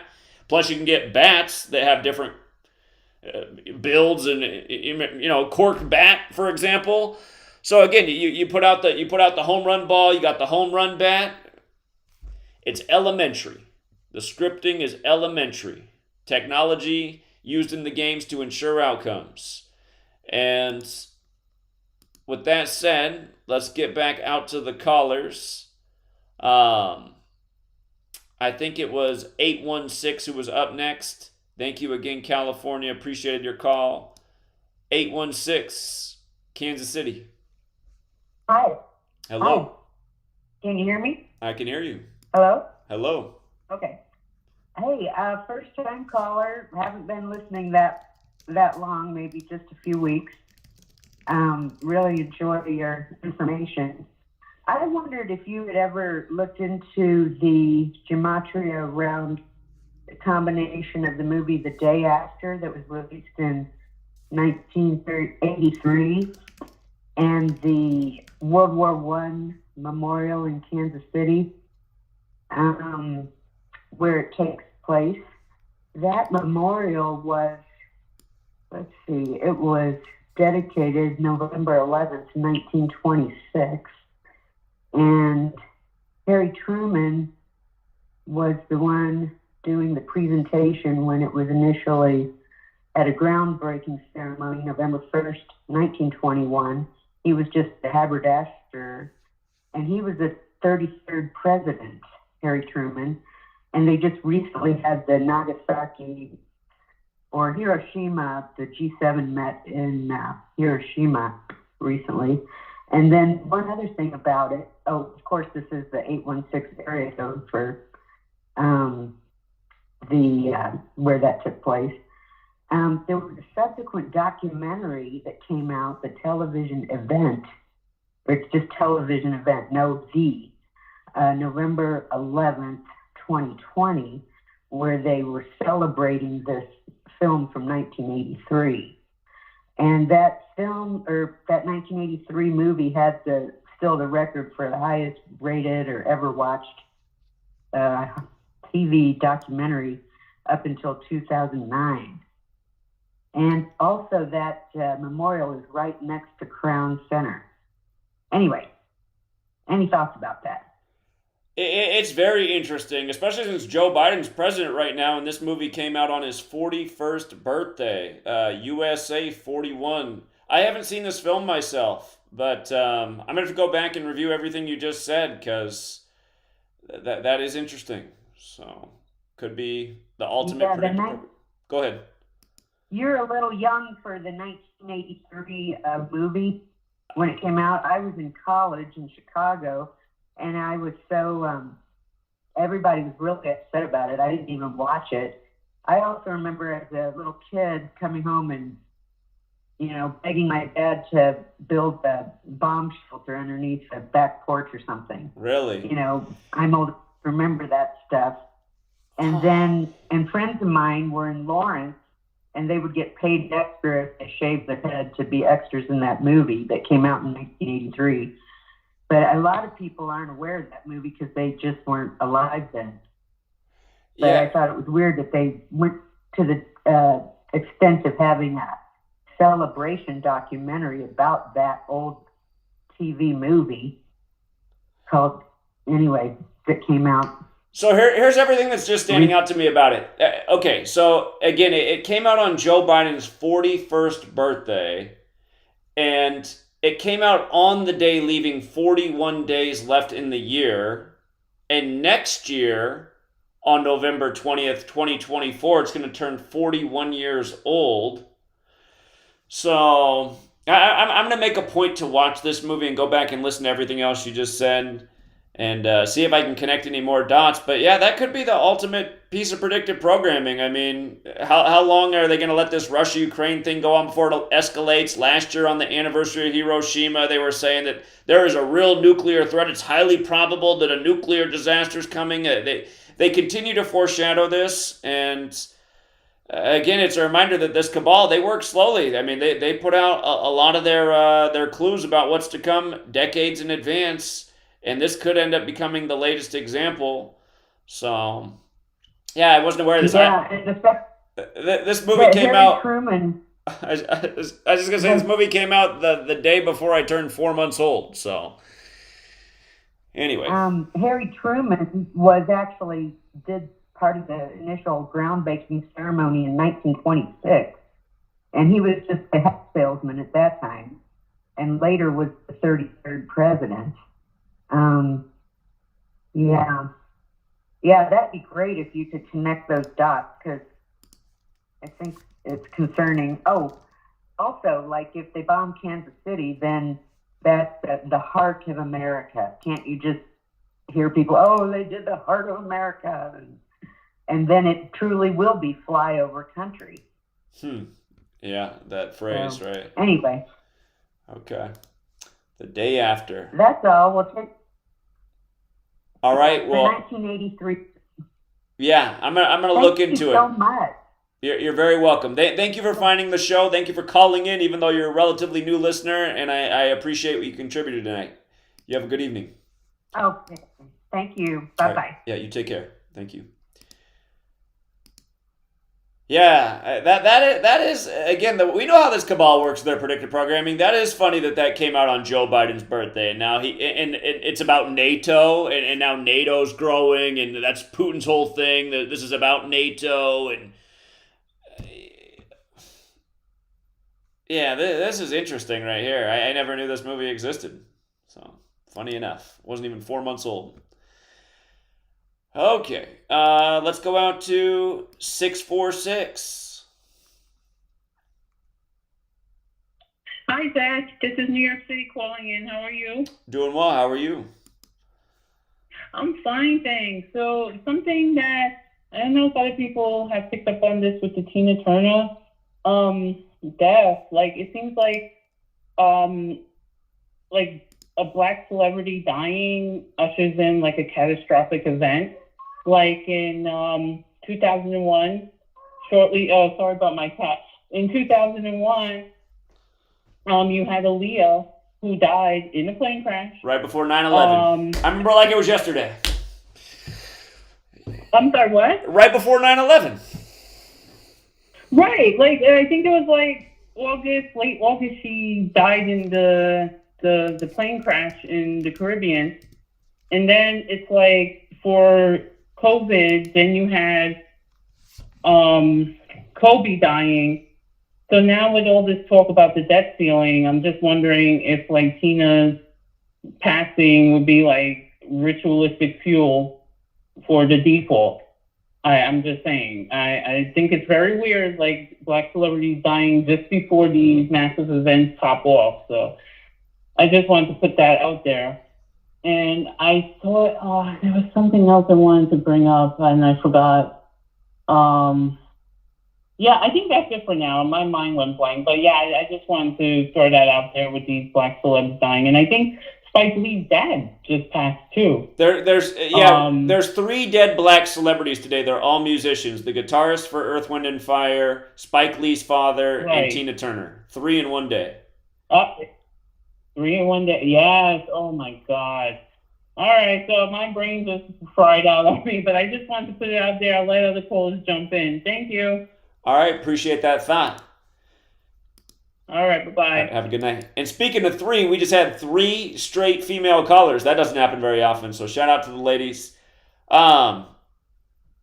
Remember Michael Jackson? He died right after we got the first black president, number 44. And of course, the surname Jackson has that Gematria 44 as well. He died on June 25th. What I like to call George Orwell Day. All right, let's go out to 607. Yo. What's up, man? In the NHL, it's the conference finals going on right now. And the Carolina Hurricanes are playing the Florida Panthers. And the Hurricanes, they had home ice advantage. And they lost the first 2 games. And when they lost the first 2 games, they got their 38th home loss all time in the postseason.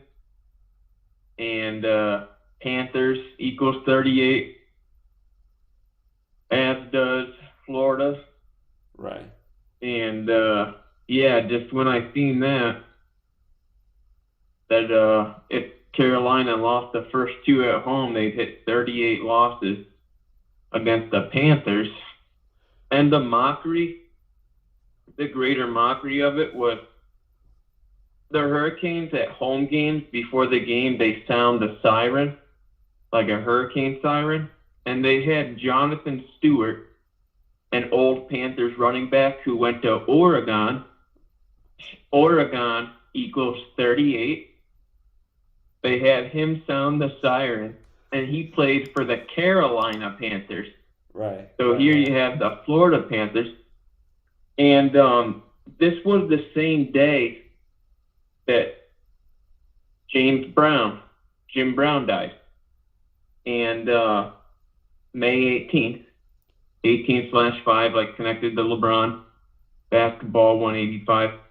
But the thing about Jim Brown is he has Huey P. Newton's birthday, and Jim Brown was selected number 6 overall in the draft. And the thing about the Carolina Hurricanes, Florida Panthers, game 1, the game that Jonathan Stewart sounded the siren, and Stewart wore number 28 with the Panthers. Browns equals 28. Right. But here's the thing. The Panthers-Hurricanes game ended up it went to 4 overtimes.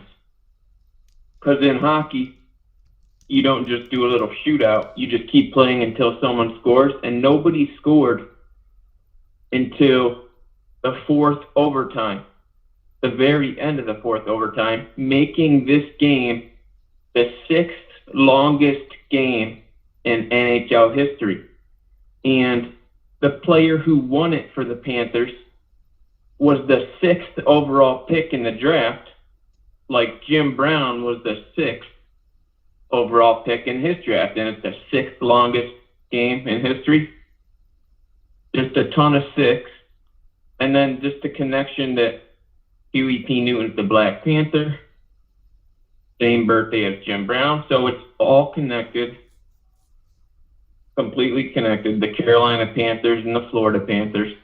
And right now in the West, Vegas is looking like they're going to be the team in the West. It's still not decided. Right now it's looking like it's going to be the Golden Knights to go with the Nuggets and the Florida Panthers. And if that's the case, if the Florida Panthers were to win the Stanley Cup final, they'd get their 41st postseason win all time against Vegas, if that happened. And Vegas is where the Super Bowl is, Super Bowl 41. Vegas is on the 115th meridian. Panthers equals 115.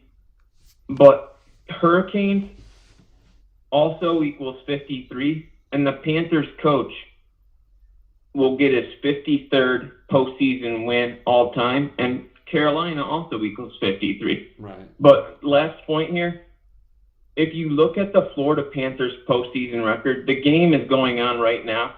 The Panthers can sweep if they win this game. It's tied 3-3 with like 20 seconds left. So it's going to go to overtime. The final score will be 43. Panthers is also backwards. It's 43 forward. And forwards, it's 38. But if you look at the Panthers' all-time postseason record, they'll get their 37th win. Carolina equals 37. Their next win is 37. But they're on 43 wins. Okay, they just won. The Panthers just won. So that means this. That means that the Florida Panthers right now are 37 and 43 all-time in the postseason. So if they win their first Stanley Cup Finals game, they'll be 38 and 43 all-time in the postseason. Panthers equals 38 and 43. And they'll likely do it against Vegas. But if they don't do it against Vegas, the other team they could do it against is Dallas. And Dallas equals 41. And they can get their 41st postseason win all time. So it's looking like the Panthers. And till next time. All right. Great observations. Appreciate it. Okay. Yeah, I'm just looking on the website. Yeah, they're 37 and 43 in the playoffs now with today's win. So, and both Panthers and Florida are 38 forwards, 43 in reverse. Just like Colorado. And remember, Russell Wilson went to Colorado on 3-8 after he beat him in the Super Bowl in the Seahawks' 38th season. And then this year he fell to 3-8 for the year against the Panthers. Just like how the Panthers lost in Super Bowl 38 and they lost to Colorado in the golden anniversary of the Super Bowl on the 38th day of the year. Again, we talk about the same numbers all the time across all sports leagues, which proves they're all controlled with Gematria. They're all rigged. It's the same rituals from league to league. Again, learn the numbers. And again, you'll see right through all this stuff. You know, instead of wasting all your time and energy and being all attached to the outcome of the game, you know, just be like, okay, I'm not wasting my time with this anymore. No more. And I did see a really great comment in the chat. Let me see who just left that comment. So earlier we had the caller from New York who pointed out that Tina Turner in Mad Max, Mel Gibson. Tina Turner's in the sequel to Mad Max with Mel Gibson, but Quantum Mania says in that same film, Tina is the leader of a town where they barter because cash doesn't exist anymore. Remember what they did with the CashApp creator back on 4/4? Tina Turner got 44 today. And by the way, Tina Turner's come back in was when she was 44 years old. Tina Turner had her big comeback at age 44. So, fitting because Tina, her stage name equals 44. Let's go out to 828. 828, you're on. Peace, Jack. It's good to talk to you again, brother. Yeah, how you doing? Bottom line. Good, man, good. So today I want to start off with the number 201. 201 is a huge number with the Jesuits. And Zach knows very well about that number. And where I want to start is with Operation Amalgam Virgo, which happened at Sheldon Air Force Base. And it started in Florida on early June 2001. And this was a huge event because, like, we're all talking about how a lot of things correlate, you know, back in history, and how the Jesuits have calculated and scripted numerous events throughout history to manipulate people's minds. And again, Zach, like I said, bro, the other day, you're a hero because your message and what you're able to do, it correlates. Like you said, you're showing all these Aboriginal people being murdered. And, you know, that's one thing, you know, these people don't want our people to know is who we really are. And, you know, I've been doing a lot of research on who I am and, you know, the history. And I don't know if a lot of people know about the ancient god Quetzalcoatl. But Quetzalcoatl is known also as the feathered serpent, was an important god to the ancient people of Mesoamerica.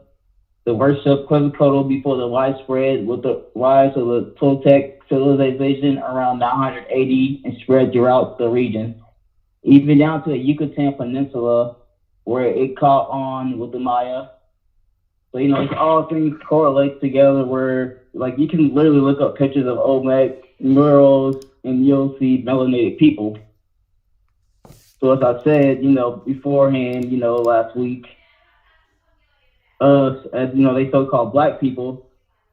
And Zach, you know about the movie The Hunger Games? Uh-huh. Have you ever looked at the map of the Hunger Games? No. Like, look at it, man. It looks like the map of the United States.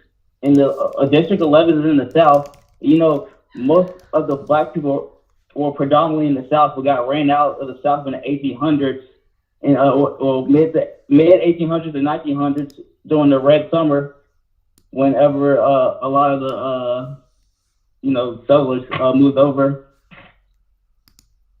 But pull up that map and just let everybody see it. It's pretty, like, it blew me away. And in District 11, you know, Black 11, so it's, you know, it's right in our face.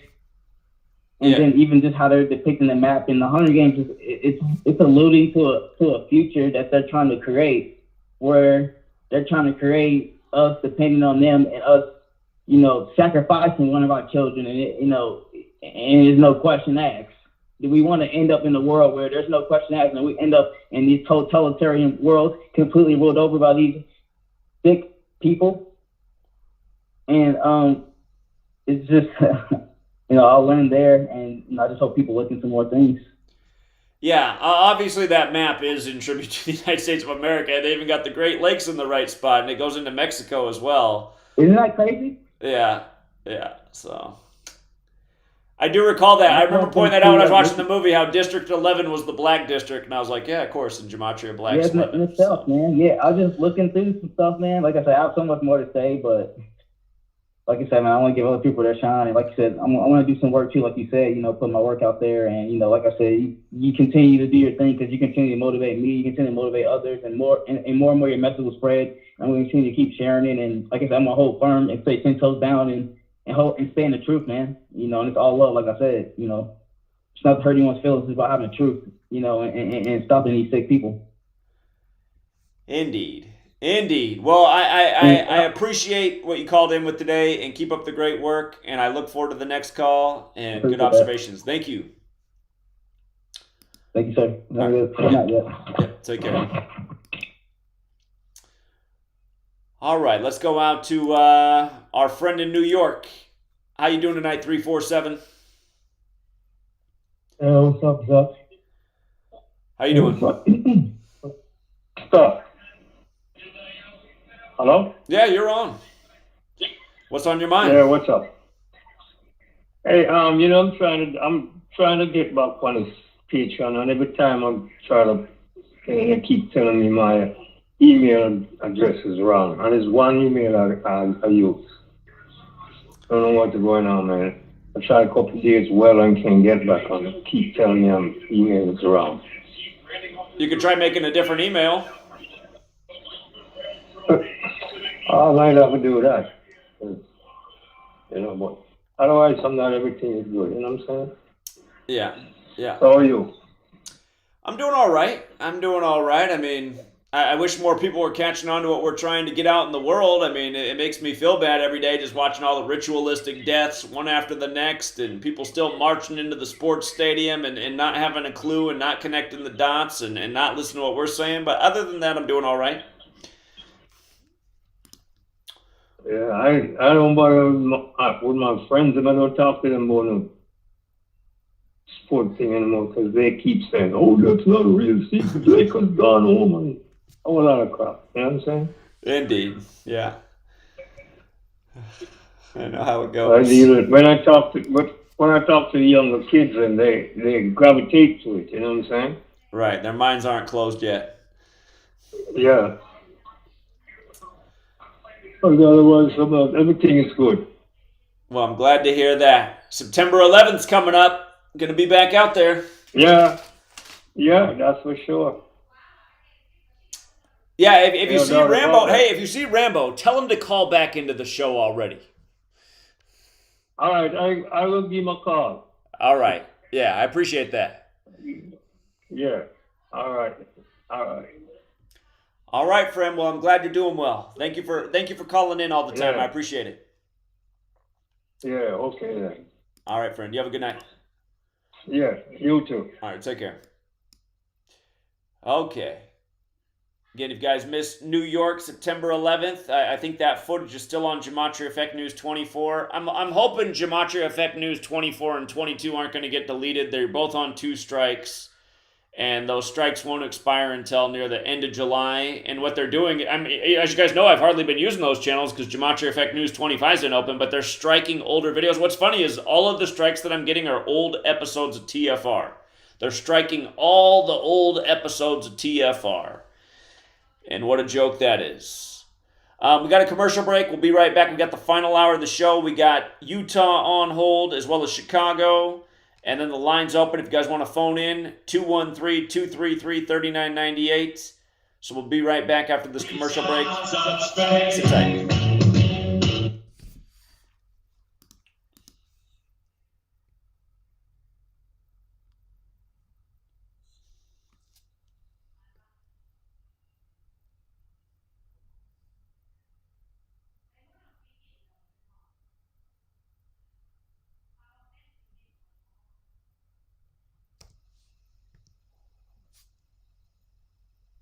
Hi, my name is Ella, and I'm 10 years old. I'm one of the millions of children born to parents suffering from the sheeple virus. Symptoms include the inability to think for oneself, the attention span of a goldfish, and a strong belief in government and the mainstream media. It is estimated that 1 out of every 2 children are being raised by parents infected with the sheeple virus. But there is a cure. For as little as 19 cents per day, you can become a TFR supporter and help children like me get their daily dose of truth. Together, we will make sure every child has protection from deception. Just now, President Putin denied having anything to do with the election interference in 2016. Every U.S. intelligence agency has concluded that Russia did. With the whole world watching, who do you believe? So let me just say that there was no collusion at all. Everybody knows it. I'd be Hillary Clinton. People know that. But the main thing there was no collusion. Zero collusion. With that being said, all I can do is ask the question. What happened to Hillary Clinton's emails? With that being said, all I can do is ask the question. What happened to Hillary Clinton's emails? Where is the server? What is the server saying? Where is the server? I don't think you can go on without finding out what happened to the server. What server? I really want to see the server. What is the server saying? Where is the server? I don't think you can go on without finding out what happened to the server. What server? I really want to see the server. 33,000 emails gone, just gone. I think in Russia they wouldn't be gone so easily. But I will tell you that President Putin is extremely strong and powerful in his denial. With that being said, all I can do is ask the question. What happened to Hillary Clinton's emails? With that being said, all I can do is ask the question. What happened to Hillary Clinton's emails? Where is the server? What is the server saying? Where is the server? I don't think you can go on without finding out what happened to the server. What server? I really want to see the server.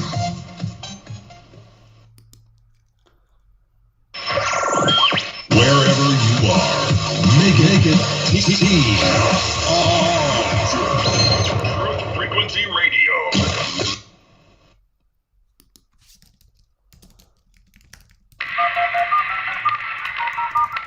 This is not a valid menu. Condition orange. Condition orange. Situation Delta in effect. Please enter your agent number now, followed by the hash key. We have to create culture. Don't watch TV. Don't read magazines. Don't even listen to NPR. Time comes when silence is betrayal. More for themselves and less for everybody else. But I'll tell you what they don't want.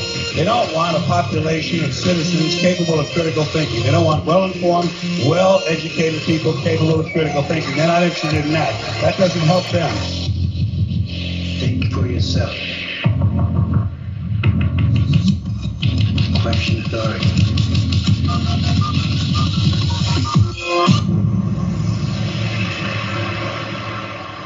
This code has been compromised.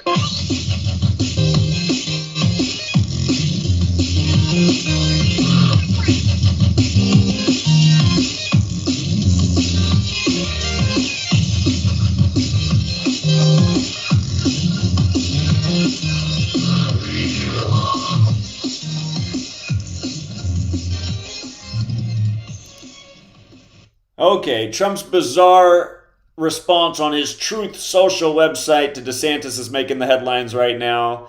And just a reminder, you pull out your old Gematria calculator and you notice Donald Trump equals Ron DeSantis in 3 out of the 4 base ciphers. 138 with the alphabetic order, 48 with numerology, and 159 in reverse.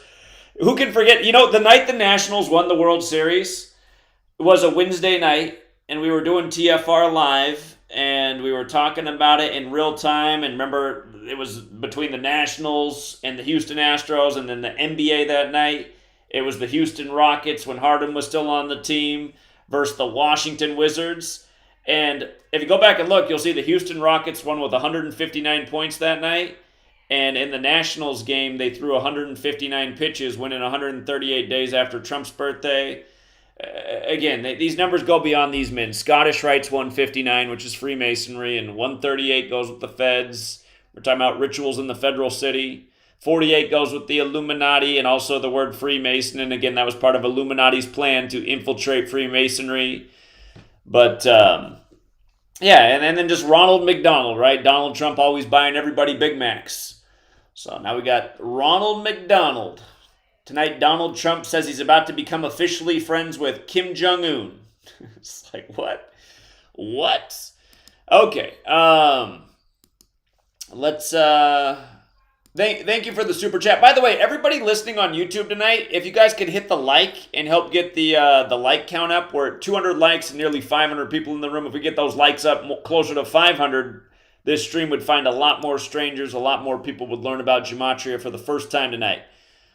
And thank you to JD's JD. Thank you to JD in the chat with the super chat. I appreciate it.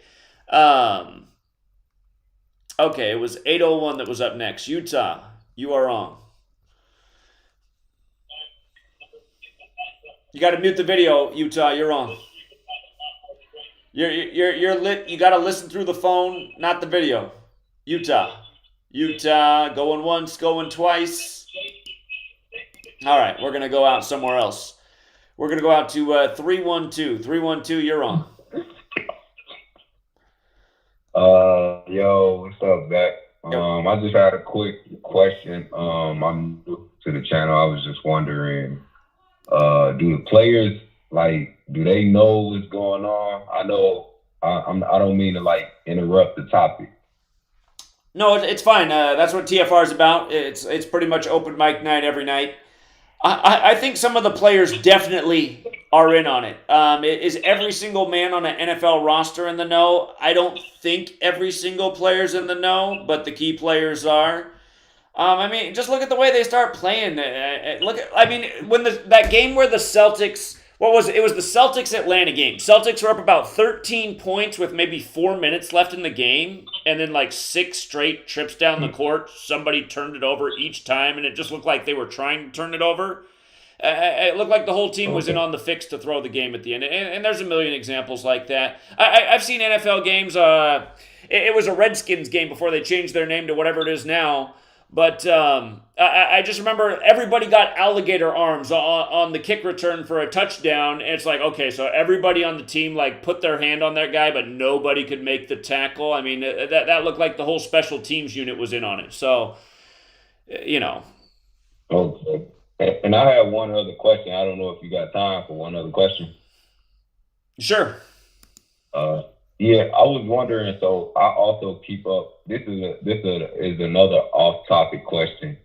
I keep up with Dane Calloway and Dr. Umar and all of that topic when it comes to them knowing that. I guess African Americans were originally here already and how they're doing. Well, how they know about that as well.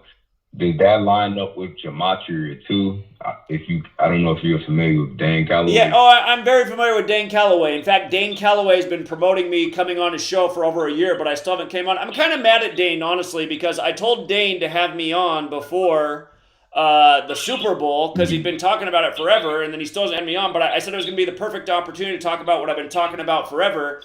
Again, the only black quarterbacks to ever win Super Bowls, because this goes right along with Dane Calloway's work, the only black quarterbacks to ever win Super Bowls have all played for the Native American teams. The Redskins, the Chiefs, and the Seattle Seahawks. And the Seattle Seahawks are named after the local Native American tribe. Plus the whole city of Seattle is named after Chief Seattle. But, they're trying to tell you something that with the NFL. And just like this year. Just like we said this year. That's one of the reasons we favored the Chiefs. We said, well, the historical precedent is black quarterbacks don't win the Super Bowl on the Eagles, but they do win them with the Native teams, and here they are again with the Chiefs. And again, if you look into all of the Super Bowls that black quarterbacks have won, they've all had a 42 connection. The Redskins scored 42 points. When Mahomes won it, he had 42 pass attempts. When the Seahawks won it, they won it representing the 42nd state. And this year, the Super Bowl was in Arizona, which is a state that has 42 gematria, just like slavery, like the N-word, like Tuskegee. Also like the word history. And the word slavery, the list goes on, a big 42 list. But yeah, I think they're trying to teach us a history lesson through the rigged sports games, and they're trying to, give us clues about black history and how they were actually here, and they didn't just come over in slave ships. They've always been here. And it only makes sense because if history is correct, the most advanced civilizations in the past came out of Africa and were black civilizations. Are we to think that they didn't learn how to sail the sea as well and travel the world? Of course they did. So, there's all sorts of reasons to think that they were already here. Plus, I mean, to believe the history that we're taught doesn't. I mean, you got to be really ignorant because we're.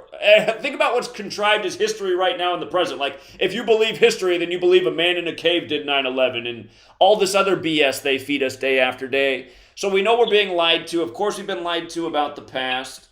And I really wish Dane would have had us on to have that conversation before the Super Bowl because people had their eyes on it right then. And I don't know, he keeps telling me that we're going to do it, but he keeps coming up with an excuse for why we still haven't done the interview. So I don't know what he's waiting for.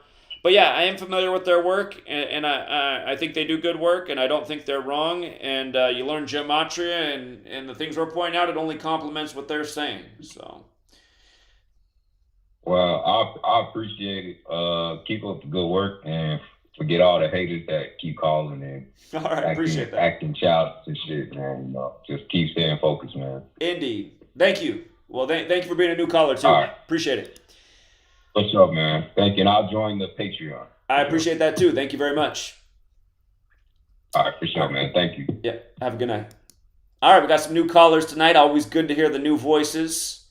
And let's go out to Cincinnati. Cincinnati, what's up? Cincinnati?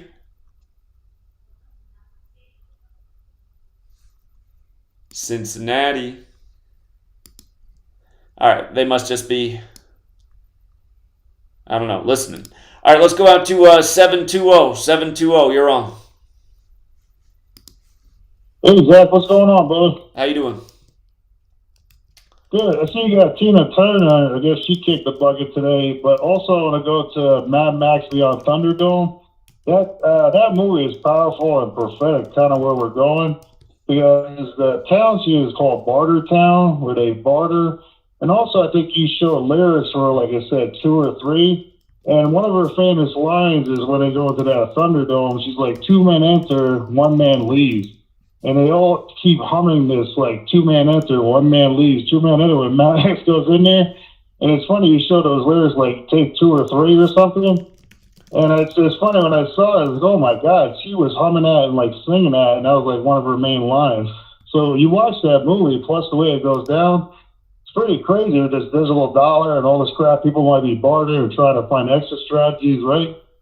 So I was just like, man, and of course Mel Gibson, he has this resurrection movie, coming out as well. So he's trying to play the other cat going like, a godly figure going towards Christ. So it's funny, those 2 characters are in that movie way back to like, 85. But yeah, definitely watch that movie. Then you hear that 2 man enter, 1 man leave, it'll blow you away when you see those lyrics too. So I think that was all part of the script as well. And it's funny how it ties in 2023. It's just amazing. There's, like it says in Hebrew, it isn't subplot like what you're exposing or the realm of death or darkness, but it's playing out right along the side of, the Torah of light as well, though. But yeah, it's just amazing how you're exposing all of this. And even 1985 to 2023, how like a Crimson Cord is going through too, But like I said, when the people watch this, they need your frequencies, your participation, to make it work. Did I say participation? So, but yeah, if you watch that movie and those lyrics, it's just something else how you're exposing, even in that song, Murder by Numbers and everything. And they hum this, like this whole crew around them. Yeah, I definitely, advise you to watch it, though. You'll see exactly what I mean, plus all these other, bullet points in there, too. But it's like a futuristic, but everyone's like for their own, bartering, trying to survive. They're out in the desert. It's just the craziest thing. And it's funny, that really is what they're trying to take us at. It's like, man, it's really, really a sick insanity play, Yeah, I'm realizing, this movie came out 38 years ago, too. We know 38 is connected to death, but it's also connected to words like prophecy, and the name Max itself equals 38. So, I'm going to have to check this out. I do find this very interesting. Yeah, there it is, too. Like, when they're in that Thunderdome, and then Mad Max breaks the law, and that's the key, too. They get really pissed. And if you watch it, see, that's why it's like, she said, did I make this law? 2 minutes, 1 man leaves, and it's just crazy how it goes from there. So, but yeah, definitely check it out. I'm sure you can do a whole breakdown on this movie, but it's funny how in 2023, ain't it amazing how prophetically the subplot picture. How do you really want this stuff to go down like this? But it's funny. You got to ask yourself: is this really where you want to live in a society, in a community? Good luck with that one. You know what I mean? So it's like that's not where I want to be. And that's not the community I want to be in. So. But also, one other thing, too, is Pentecost is coming tomorrow, and me and being a Hebrew, we're looking forward to it. And it's funny how Israel has, now rockets fired all kinds of places, north, south, and everything. It's amazing on the Pentecost tomorrow and until Sunday. But do you have any codings or anything you see, too, tomorrow for Israel, or, what they're trying to plan as well? Because I definitely know they're doing a full onslaught strike. They fired 800 missiles, I think, 2 weeks, and that Iron Dome, shot most of them down. That's just incredible right there. That definitely could have killed a lot of people.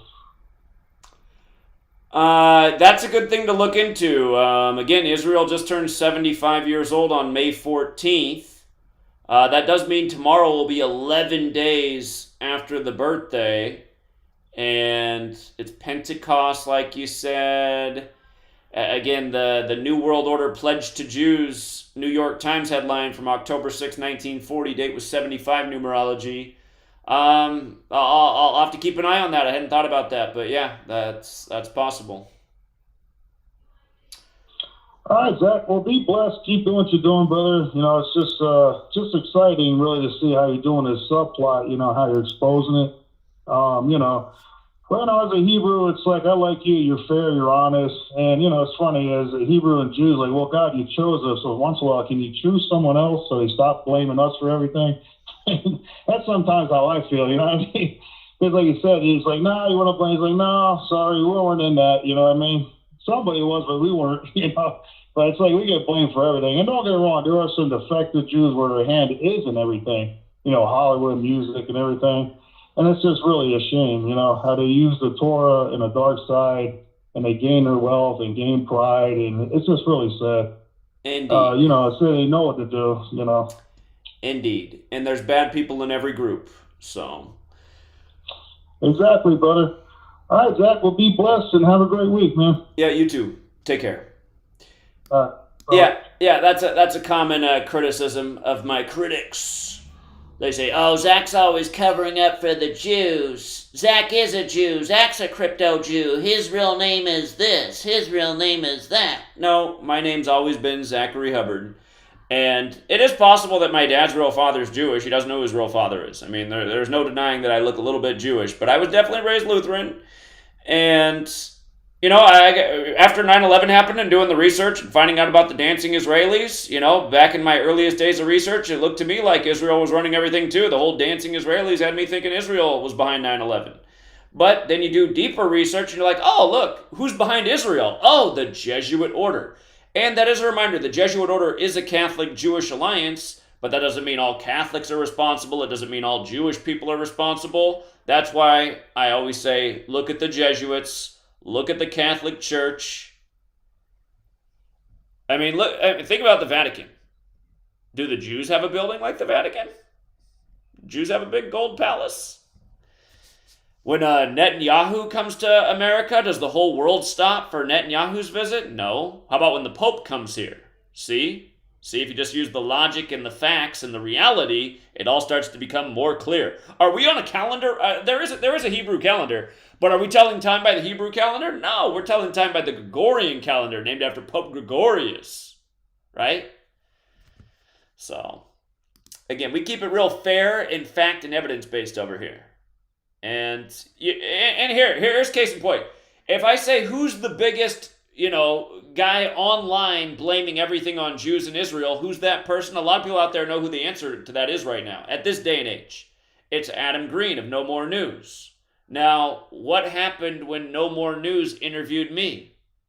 Out of all the interviews he ever did, I'm the only interview he ever deleted, and he deleted it the next day. You know why he deleted it? Because he looked dumb. He knew that the information, it took away from what he was saying. He couldn't just blame Jews in Israel anymore. I said that's part of the equation, but again, you got to look into these other things as well. So, and that just shows what kind of person he is too. He realized that interview with that information, because he has his whole audience is like people who hate Jews. So he doesn't want to ruin the market. He's got a nice little business going on over there. He's got all the Jew haters, funding it real well. And he couldn't, allow the evidence to be up there that maybe it's somebody other than what he's presenting every day. He's a good researcher, and he does a good job painting the picture that it's all Jews and it's all Israel. But again, that's, he's forming the picture, and it's a real easy picture to just punch a big hole in if you just bring in what I'm showing. So notice I didn't delete the Adam Green interview, but he had to delete the interview, because again, it was persuasive in terms of a way that didn't help out his message. Okay, what's up, 205? 205, you're on. What's up, Zach? Yeah, how you doing? I'm all right. I want to give a shout out to the last two callers. They had some good points. I wanted to ask about. I think I asked you about the movie The Golden Child. This is probably like 6 years ago, so I haven't watched you for probably 6 years. It's been a minute. Can you recall that? Can I remember you asking me about The Golden Child 6 years ago? No, I cannot recall that. You did a video on it, but it's no longer up. I was looking for it. Okay, the Eddie Murphy movie. And you kind of the Martin Luther King and a couple things. I can't remember right after that. Okay. But I want to ask you about the Book of Eli too. Do you think that has something to do with it? Does the Book of Enoch have something to do with the Golden Child? No, the Book of Eli. Oh, the Book of Eli. Oh, the Denzel Washington movie. Yeah. Does that have something to do with the Golden Child? No. Just like the Bible and the stuff that they pushing today. Well, I mean, here, I was talking about the Jesuits. Denzel Washington, where did he go to school?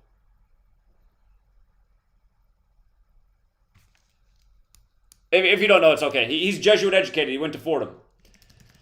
But yeah, the Book of Eli, it's a apocalyptic movie, Fallout world, and he's a blind man that knows every verse of the Bible, and he's a super badass too. I'd say that's more predictive programming for where we're going. Jesuits running the world, doing it by a biblical code, leading us to an apocalyptic end.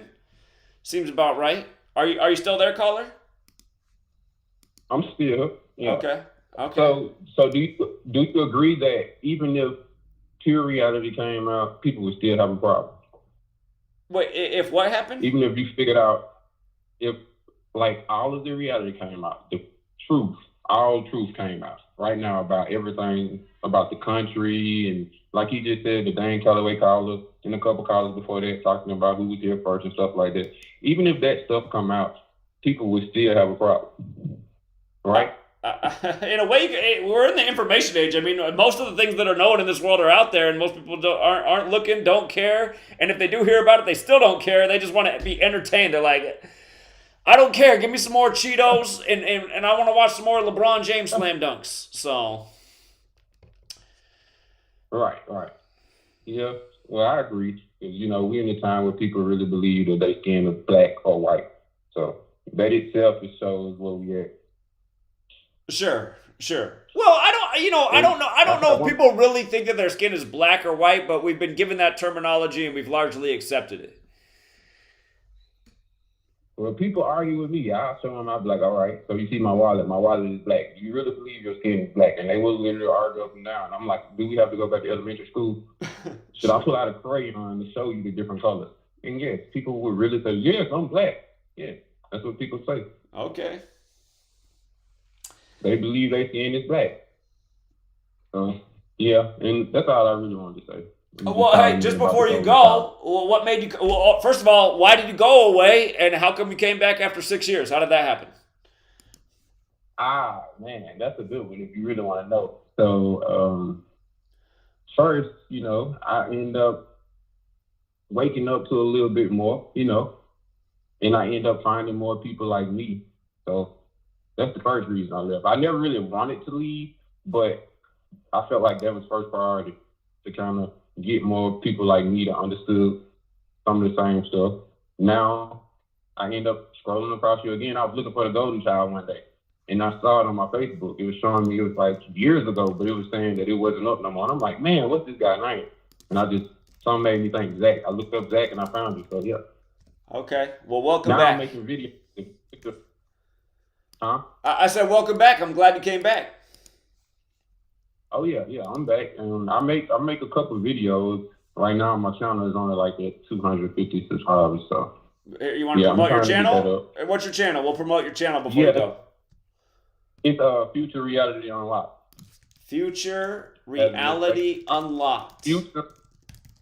Correct. You can go look at it. I do everything now. Not just numbers, but I do celebrities, just talk about breakdown videos, stuff like that. Right now, I'm at like 22K on TikTok, but of course, I'm shadow banned. Sure. So, all right. Well, I'm subbed. Future Reality Unlocked, you guys, if you want to help support the channel. Yeah, so I will be getting some of your work, and I will, I'm doing my own too, but I'll take some of that and put some music to it. And yeah, that's me right there. Thank you, though, Zach. Yeah, you're welcome. All right. Well, I appreciate it. All right. Have a good night, Alabama. Okay. All right. He's back. Let's go out to Evan. What's up, Evan? Hey, Zach. So just first off, shout out. I think it was N201 that was calling with the real-time information on the hockey game. And I noticed that the final score was 4-3 with the game-winning goal being scored with 4.3 seconds left, and Panthers and Florida both equal 43. Perfect. Also, sticking with hockey, on the west side, it looks like Dallas is going to get eliminated. But I kind of do want them to come back just so I can go over there, and because I just got my megaphone the other day. And if they would, at least before the series, I thought they had a good narrative to advance to the Cup Finals. It's not looking like that's going to happen, but I do kind of want them to get there just so I can go over there and educate the fans. But I do have to make time for at least some point in the near future. Hey, you can still go over there and organize educate. Something over in Dallas. Go over there and educate about the former player who just dropped dead at age 38. Right. There is a what was I going to say? There is a potential narrative around his death where they could get eliminated tomorrow, because I think it would be 46 days after his death. And I forget if it's ritual sacrifice or blood sacrifice. That's 46. Just sacrifice. Just sacrifice. Just sacrifice. All right. And Vegas Golden Knights is 199, which is the 46th prime. I see. We'll see if that happens. There's, as I said, I just got my megaphone. So in the coming months, I'll be hitting up the streets and inviting some of the other truth seekers up here in the Dallas-Fort Worth area. All right, well, keep it up, Evan. I hope you go out there and do it. We'll be right back, everybody. Quick break.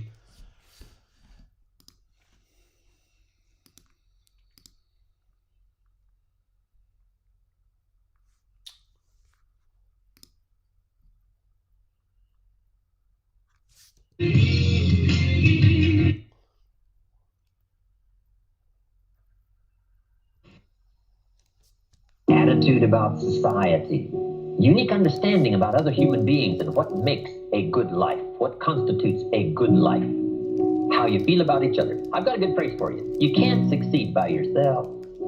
So to have a unique, refined sense of appreciation for each other is prerequisite. It takes each other to build a society. It takes all of us to build a country, to build a nation. It takes all of us to build a community. Key phrase, you can't succeed by yourself. It takes all of us to make any one of us successful. And a unique, refined appreciation of the all of us is what makes the I of us do much better. That appreciation of society, it takes all of us to make a market. We need each other's ideas and inspiration. And once you have that sense of appreciation of the all of us, now you and your place and your possibilities and your opportunities now start to really soar when you understand how important it is within the framework of the all of us.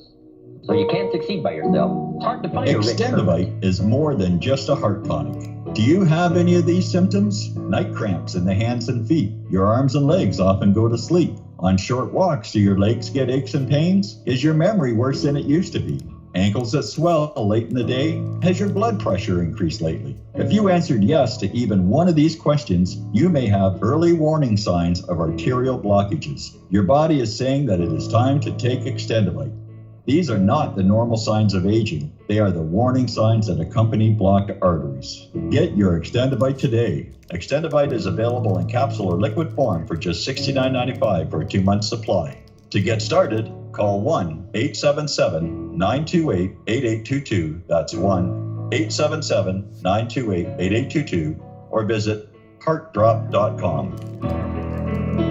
Extend your life with Extendivite. Hey everyone, it's Mark Sargent from Strange World, broadcasting live every Tuesday evening, 10 to 12 Eastern, 7 to 9 Pacific, right here on True Frequency Radio.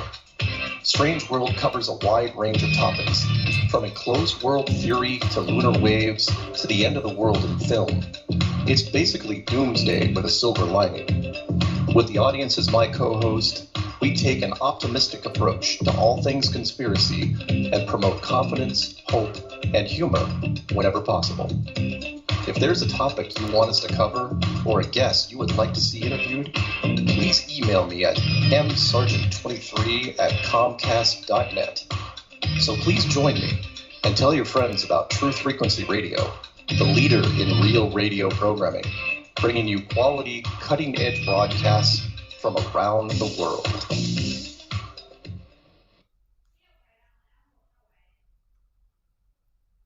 This is Truth Frequency Radio. No hate, no hype, no fear.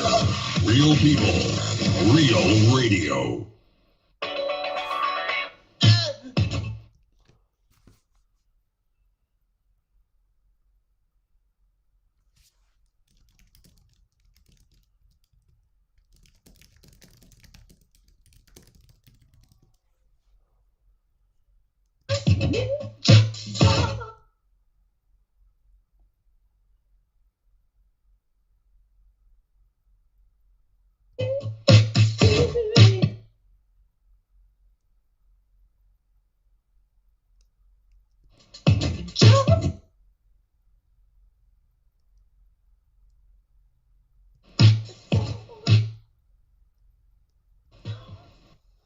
All right, it's the final 30 minutes. We're taking your calls the rest of the way. There's 3 people on hold right now, so if you want to phone in, you'll definitely get in.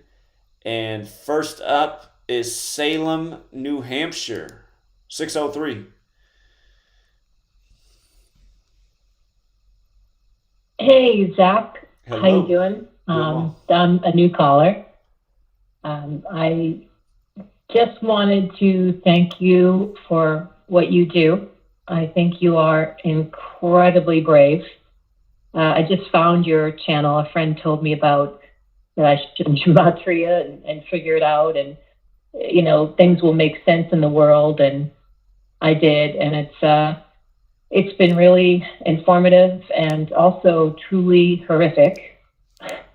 But yeah, things started to make sense. I watched all your Cali live streams when you were in California, and I watched them all, and I got up to speed about, you know, and then I started to kind of piece together the gematria and everything. And so my question is, because I you know, I guess my question is, how do you remain calm with the people that only care about betting and not about the state of the world? Well, I don't always remain calm. Sometimes I rant about it.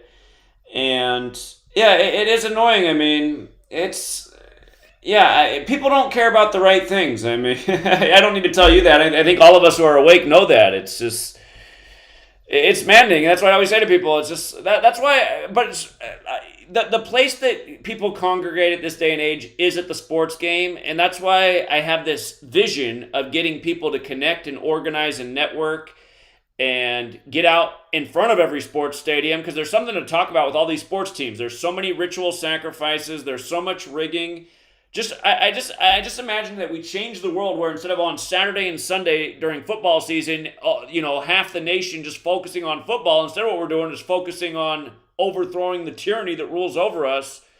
But I know it's not going to happen unless way more people get active and start participating and doing things like what we did in California. Really, that needs to be happening every day all over the place with all kinds of people doing it.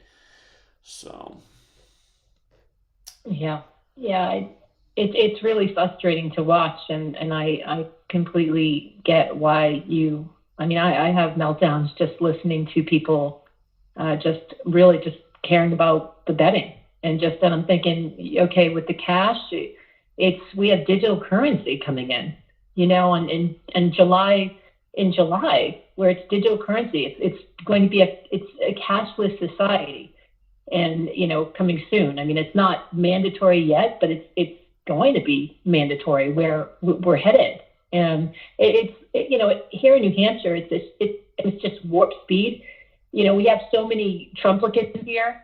It's painful because they think that Trump is going to save us all, which I don't even, I just try to get people to go to your channel. I wish you could have a political, something based on politics, just politics alone, maybe one show or something, or dedicate maybe an hour to that. I try to get people to go, and they kind of, when they're when they're interested in politics, they only care about politics. When people are, so they don't kind of quite get it because they're like, they hear the sports and the betting, and then, it's like, but with that being said, have you ever thought about just going to the Trump rallies, or that's what I want to do? Worth it because with the that's exactly what I want to do once the political season really heats up and Trump's going from rally to rally across the nation. I kind of just want to follow him around and just go to event and engage with his audience, because the thing about Trump's audience is, like if we're taking a Biden audience versus a Trump audience, the Trump audience is closer to where we are. It's just they believe so much in their orange clown who's misleading them, but they see more of the things that are wrong. So that really is more the market, if you will, to enlighten and awaken and get on a better path. Just like a lot of people who are listening to this show used to be Trump people, and then they realize, oh wait, maybe what Zach's saying is true. Maybe Trump is deceiving us. So. Yeah, that's kind of the plan. Unfortunately, what's happened for me in the last year is a lot of my support's fallen off, and I don't know exactly why that is, because nothing's changed around here, and I've been doing more work than ever, actually, and traveling more than ever, but it's just so expensive to travel right now. I mean, I'm not going to be able to go from every Trump convention, but if I can get support up there more, that is the goal, to hit as many of those Trump rallies and engage with as many of those audiences as possible across the nation. Yeah, no, I would love to see that, and I would be that would be huge. That would be bigly, as Trump would say, the massive orange clown. But I know I have a lot of people, and with this, I bump into a lot of people. I try to plant seeds about Trump and regarding the whole Jesuit thing and Church of the Society of Jesus, and they want to understand, but they can't, I break it down. I got this, I connected the dots, everything what you were saying, it just made complete sense. This guy is a, World Economic Forum puppet, along with Biden, RFK Jr., Illuminati, Catholic Church. And, they're like, but Catholic, wait, aren't Jesuits good? Aren't they Catholic? Aren't they?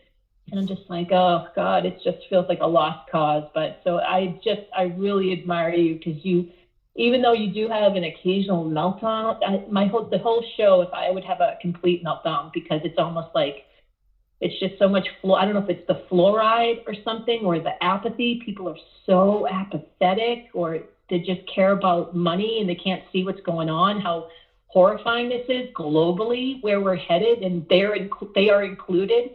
And they just think it's a joke. I mean, it's just mind-blowing. So I just admire you for what it's worth. You don't know me, but I just admire what you're doing, and I really appreciate what you're doing. And I really think you are incredibly brave. And I loved your live streams in Cali, and I watched your live stream also on Wednesday. So I definitely will be grabbing a membership, and I just wanted you to know you are so appreciated. Well, thank you very much. If you enjoyed watching those, well, sadly, on my other channel, GematriaEffectNews 24, which is on the verge of deletion, if you scroll back to the videos from, well, actually, you don't have to scroll that far back because there's not been that many videos posted since, but we were all over the country last year in September. I drove all the way across from Seattle to New York City, and then up to Connecticut. But there's a lot of live streams from all over the country, and you probably enjoy the ones at the Yale campus and also in New York City. Sadly, the very best live stream we had, YouTube took down. But yeah, if you enjoyed the California ones, tell me where that is. Just Gematria. If you where's that located? Okay, GematriaEffectNews 24 on YouTube is the channel I had before this one. I still have. So you're on 25 right now. I have GematriaEffectNews 24, 23, and 22. That's what I started doing because they kept deleting my channel. So then I realized I should just shift through channels to try and avoid getting 3 strikes so they don't delete them all the way. So for the moment, 24 is still up, but it's on the verge of deletion, and I'm not sure how much longer it's going to last. But yeah, if you go to GematriaEffectNews 24 and click live, yeah, you don't have to scroll that far down. You know, we're at the Yale campus, New York City, 9/11/22. So you'll find it. Okay, yeah, sounds good. I'll definitely check it out. I posted on my social media about the thing that really reached people is when you went to the YouTube headquarters, and that reached a lot of Q-tards and Trumplicans, and they really, you know, I had a lot of comments on my social media, and they were just like, what? That was scary. Like, it really reached them for you to, like, you were asking the security from another country. I'm thinking, you know, Iran, or I don't know, what did we invade? Who hates us because we invaded them under false pretenses? You know, they were guarding, they were guarding YouTube, and you're asking them all these sorts of questions. It's basically, what are you doing, and why does this building have so much security, and where are you from? And they were just silent. Yeah, I think that got to them because that was ultra creepy. You were asking really good questions, and that was that was really powerful, and it really did reach a lot of the Q-tards and the Trumplicans. And I hate to say Q-tards, but they are. So it just needs to be called out that it is ridiculous, the Q movement. But so thank you very much. And I, again, appreciate what you do. And thanks for taking my call. And look forward to, I'm sorry, where you're coming to another, what's the next place you're Well, I'll probably drive out to Idaho for the Moscow, Idaho murders pretty soon because they're having the trial out there. But LA, we'll be in LA again for August 24th. I plan to go through California like I did last time, and then New York September 11th, and then I got to make it down to Atlanta. And so there's events coming up, and hopefully there'll be a lot more. I'm hoping that I don't know where all the people who used to support the work went, and I don't know why they went away. I don't know if it's because gas prices have been so high the last year and food's been so expensive. That might be it, but it's brought my support way down, and it's just made it difficult to travel. So yeah, well, I think if they took the quote-unquote vaccine, I call it a jackcine, but if they took that, I'm thinking they're probably ill, sick, or dead. But with that being said, so that's probably a lot of where you're, anyway. So, but thanks for what you do, Zach. I really appreciate it. And I don't usually call into anywhere. I'm not really, but I had to tonight. It was on my spirit to call you and just say that, let you know you're brave, and I appreciate you. And I know a lot of people do. It's not just, they do. I have a lot of, a lot of new friends that I met, and they're all into Gematria, and they're some of the smartest people I have met. So I just want to let you know that. Very cool. That's encouraging. Thank you so much. I appreciate it. Okay. Take care. Have a good night. Yeah, you too. Have a good night. All right. Lots of first-time callers tonight, and that's encouraging. And I feel maybe like the word's getting out there more than I thought. It's hard to tell with the algorithms and the bad view counts these days. 267 You're on. Yo, cousin Zach. Oh, what's up, cousin Mar? Not much, so I'm gonna try to be quick as possible. So I've been sitting here looking at the boy Jimmy Jordan, right? Jimmy Jordan. Jimmy Jordan. So James Brown and Tina Turner are super connected to this guy, like more than we know. So Anime Bullock equals 125. If the Celtics were to come back and win 2 games in a series and lose in Game 7, Jimmy Butler's playoff record would be 12-5 for the record. So the Heat are in their 56th season. If you type out 56, it equals 44. Anime Bullock, her real name is 44 in the most pure cipher. But let's get to the juicy part. So Jimmy Butler equals 148, 49, 149, but we're going to pay attention to the 49. That's all that matters. So Jim Brown equals 49 and 112. So we're going to pay attention to 49 and 112. Oh, hold on. I got Jimmy Butler equals 149. I should have noticed that before because Game 7's on the 149th day of the year, JFK's birthday, the 35th prime number, and it's the Heat's 35th season. So that's also Carmelo Anthony's birthday, and of course he just retired and it's part of the ritual. So that Game 7's looking highly probable. Yeah, and Jimmy Butler's birthday is September 14th, 149. Game 7 is looking real probable. But so I was like, all right, so Jordan wore 23. So I just happened to go back to see if Jimmy Butler was in the league at the age of 23. Yo, this shit's crazy because of that. So on Jimmy Butler's, he was 23, and on the 49th day of Jimmy Butler being age 23, the Chicago Bulls just happened to be playing the Cleveland Cavaliers. We all know that Jordan killed the Cavaliers. That date was November 2nd of 2012 with the date numerology of 25. Jimmy equals 25. The Bulls happened to win Jimmy's team. They won by 29 that night. Jimmy equals 29. So let's go back to the 49. Jimmy Butler equals 49. Jim Brown equals 49. Jim equals 49. But Jim also equals 22, just like Jimmy Butler's number. And James Nathaniel Brown equals 204, 78, 309, and 111. 111 matters because we got the NBA Finals that equals 111. But look at Butler. Butler equals 78. Butler equals 24, 204. And Butler equals 84 and 39.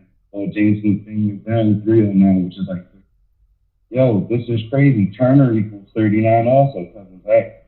So I got a feeling like what you were saying earlier. Yeah, the Bull.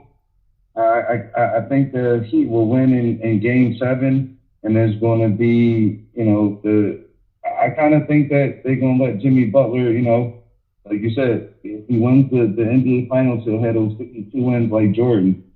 And I'm starting to see Denver Nuggets. So how about this, Denver Nuggets and Jordan both equal 62. So if they set that matchup, I feel like that's what they got to do. And then we'll know for sure that if he's Jordan's son. If they do that, there's no doubt about it. That's Jordan's son. Yo, hold on. I got more confirmation that he's Jordan's son. So Marquette was never sponsored by any sneaker brand until Jimmy Butler got to Marquette, and then Jordan started sponsoring them. Oh, my goodness. Come on, man. And again, just the Miami Heat right now. You got Eric Spoelstra, who went to Jesuit, out by Nike headquarters. That's the high school out there. See, when I was growing up, I didn't know what Jesuits were growing up, but I knew about Jesuit High School. If you're from the Portland area, you know about Jesuit High School because they're always the top athletic team. And what's funny is... I grew up down the street from St. Joe's Prep. What's funny is when I was in high school, Jesuit's quarterback, his name was Nick Santangelo, and him and I grew up. We played for the same baseball team. When I was pitching, he was shortstop. When I was shortstop, he was pitching. And I don't want to toot my own horn, but I was definitely the better ball player. And I always look at him because I quit all my sports. My mom told me to quit sports and just work and save up for college in the future, and that's what I did. But I'd be watching him at Jesuit ball out, and I'd be like, I should be balling out right now. Anyway, go ahead. Yeah, so I got a question. So I was looking at I guess this was like Pro Basketball Reference, And if you look at Pro Basketball Reference, and you look at Jimmy Butler's bio, it says that today is technically, well, he is supposed to be 33 years of age and on his 252nd day of age. Now, if we were, like, is there any way a 253 could get in there, or am I, like, pushing it? That's the 22nd triangular number. Boston's 22. That's why I also said it makes sense if he goes back to Boston on that day. Yeah, well, it's just because, all right, so I was like, all right, so I think 252, and I'm like, well, if we include, like, his birthday, is that his 250, like, third day, or, like, am I tripping here? The upcoming game in Boston's 253 days after Butler's birthday. All right, well, Anime Bullock equals 253. Okay. Yeah, I'm just saying, Tina Turner's, like, real name, so, like, that's what I'm saying, how, like, you know, if he was to lose 2 more games against Boston, then win Game 7, he would be 12-5, and Anime Bullock equals 125. So I'm seeing how, like, that's connected. You know what I mean? And he equals 82, like 82 games in the NBA season. So yeah, that's that's all I had to say. I see how it's definitely connected between Jimmy Butler, Turner, and Brown, because they died days apart. And, besides, LeBron losing, the only other news story has been how Jimmy Butler's been going crazy. So, you know how that goes. Indeed.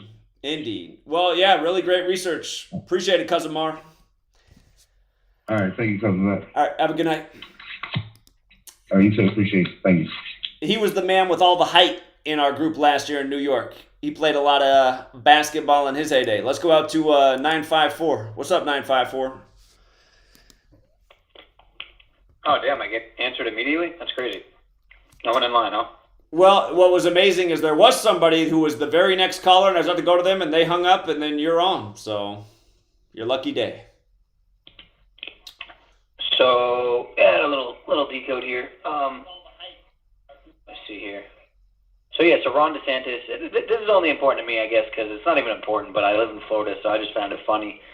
And I also find it funny how it's like Ronald DeSantis, Donald Trump, Ronald McDonald. I don't know. I'm just kind of... No, I always say the same thing. But... No, it's totally there. I mean, Trump loves McDonald's. He's always buying everybody McDonald's, talking about McDonald's. It makes perfect sense. I mean, does he, though? Or is it just a fucking PR marketing fucking... Well, of course it is, but I mean, campaign, it's associated with his character, right? Right. Fucking joke. Yeah, walking orange Cheeto GMO fucking joke. But, yeah. So, Ronald DeSantis, 56, obviously, like Society of Jesus. Trump has the 25, or no, not Trump, sorry. Skull and Crossbones and Ron DeSantis, or no, sorry, Skull and Crossbones and Ronald DeSantis both have the 223. And of course he was, Skull and Bones. And then Trust the Plan. I was just thinking out loud, and I'm thinking, let me type in Trust the Plan and see what comes up. And of course, double overlap in 48 in Ron DeSantis and Trust the Plan, double overlap 48 in reduction and 69 in reverse reduction. So I just thought that was funny. Cool. So yeah, Trust the Plan. Either way, the way I see it, it's probably going to be. I could totally see it being, it could come down to Ronald and Donald. And I've been saying this. I'm pretty sure you probably called that out a while ago too. I could totally see it being Donald with Ronald by his side. Right. Even though they're going to run separately, I'm pretty sure. I don't know if that's ever happened either before, where, because I don't follow politics like that, but has that happened before where a different candidate ended up being the vice? Yeah, that could definitely happen. So... again, I want to remind people about this Ronald Donald McDonald's thing. If you've never seen the movie about Ray Kroc, the founder of McDonald's, called The Founder, starring Michael Keaton, watch the movie because you'll get the Jesuit joke. He doesn't take off with the McDonald's business until a Jewish man comes to his door selling Catholic Bibles. And he says, "What's a Jew doing selling Catholic Bibles?" And he realizes he likes this guy, and this guy's the brains that helps McDonald's become the big business. But again, the Jesuits are a Catholic-Jewish alliance. Anyhow, go ahead. Of course. No, what movie is that again? The one about the founder of McDonald's. It's called The Founder. With Michael Keaton, right. Yeah, I never saw that. Let me see. Is there anything else here? Let me see. Skull and Crossbones. No, yeah, that was it. Just a little brief decode. Okay. Off the top of my head. Well, I keep up the appreciate good it. work, Zach. Thank you. You too. Okay. You know what? I would ask. Hold on. I'm going to put you back on. It's a delay. All right, you're back on. What's up? No, I was just going to ask. I would ask for some tips on how to deal with the censorship, but, it seems like you just make a new channel. So that's what I'm working on. Is just building up a third channel, so. Yeah, and just like, use words like jab, so. Yeah, well, I don't even use that. I'll just, Jim Jones juice or. There you go, even better. Juicy juice. The Jim Jones juice. Yeah, you got it. You'll do just fine. All right. Appreciate you, man. Yeah, take care. Peace and blessings. Yeah, later, man. All right, we do have another caller. Ease Echo. You're wrong. 708. Hey, what's up, Zach? It's Eric, man. How you doing? Doing well. How are you? Oh, Good, wait. Hey, Is this Love to Wager? Yeah, it's Eric, man. Yeah, of course. Yeah, what's up, man? Hey, just so my 2 cents, thinking quick. In hockey, you got Golden Knights playing Florida, possibly in the finals. So I think that's, and then you got the Nuggets, gold, playing, could be Miami in the finals. So I think that Trump is the gold guys, and then, of course, DeSantis is the Florida And team. Trump has that big gold building in Vegas, too. Yeah, you got the big gold head. Yeah, exactly. Exactly. So I think maybe that's going to be the tie-in with the, those finals. It's all Trump DeSantis stuff, Yeah, it makes a lot of sense. That's just my 2 cents. Just thinking, 2 Golden Knights and the Nuggets are gold, So the crazy thing, I was watching. You remember that show Entourage? I was watching an episode of that last night. I used to love that show. And then there's a scene where Turtle goes to a hotel to see one of the producer guys or whatever. And, of course, the hotel door is room 201. I was fucking dying. I'm like, man, it's crazy because I, watched all that stuff back then, not knowing anything about it. Sure. And then you watch the stuff now, and you see so many little things like that. It's like, it's crazy. It's everywhere, right? Well, what season episode is that? I want to go back and look at myself. It was at the end. It was. I didn't even know, man. I just popped on. I got this one streaming thing where you could watch like anything. It was the one of the episodes where Vince is dating Mandy, and he's Aquaman, and he misses a meeting in the morning, and then everybody's there like to go see him about not showing up for the meeting. So it's late. It's towards the end because if I remember right, he was Aquaman like towards the end of somewhere near the end of the whole show. Okay. But that's what the episode was. And there's a guy, Billy, who's like one of the producer of the movie or something like that. Well, James Cameron's like the director or whatever, but this guy, Billy, and Turtle goes to see him about giving him a demo that he found for this guy, Saigon. And that Billy's in hotel room 201. Of course. Perfect. All right, man. Appreciate it. Yeah. Thanks for closing us out tonight. All right, brother. You got it, man. All Great show as always. I'm looking forward. Hopefully DK chimes in. Love listening to him. All right. Have a good night, all. Okay. That's the end of the TFR part. Again, I cannot control any commercials or music breaks. And as Eric was saying, Eric was just pounding pavement with us all over California. Well, at least all over LA. But he's saying, I hope DK Stonewood calls in, who was all over LA as well. And we'll stay on for a little bit to see if there's a DK Stonewood sighting. Somebody just pointed out that Stevie Wonder just got an honorary doctorate from Jesuit Fordham. And look at it. Come on, man. The headline breaks on... This is May 20th, again, is the day the Jesuit Ignatian year began. The first ever one they had on the 500-year anniversary of Ignatius of Loyola being shot with a cannonball. Also the day Billy Cannon died in history. And remember, Stevie Wonder just had that big ritual with Coolio. Coolio died on the 46-year anniversary of the sample for Gangsta's Paradise, which is Stevie Wonder's song, Pastime Paradise. And it dead on the 46th anniversary. And again, Sacrifice 46, 46 books in the Catholic Old Testament. Genesis 46 begins with the sacrifice. Then remember that they had the update on Coolio on April 6th. On 4/6, they said Coolio died from fentanyl. And it just reminds of like Vanity's death on the 46th day of the year, the day of the Grammys. And then her death being synced with Prince's. And then they said Prince died from fentanyl. Prince also equals fentanyl in Gematria.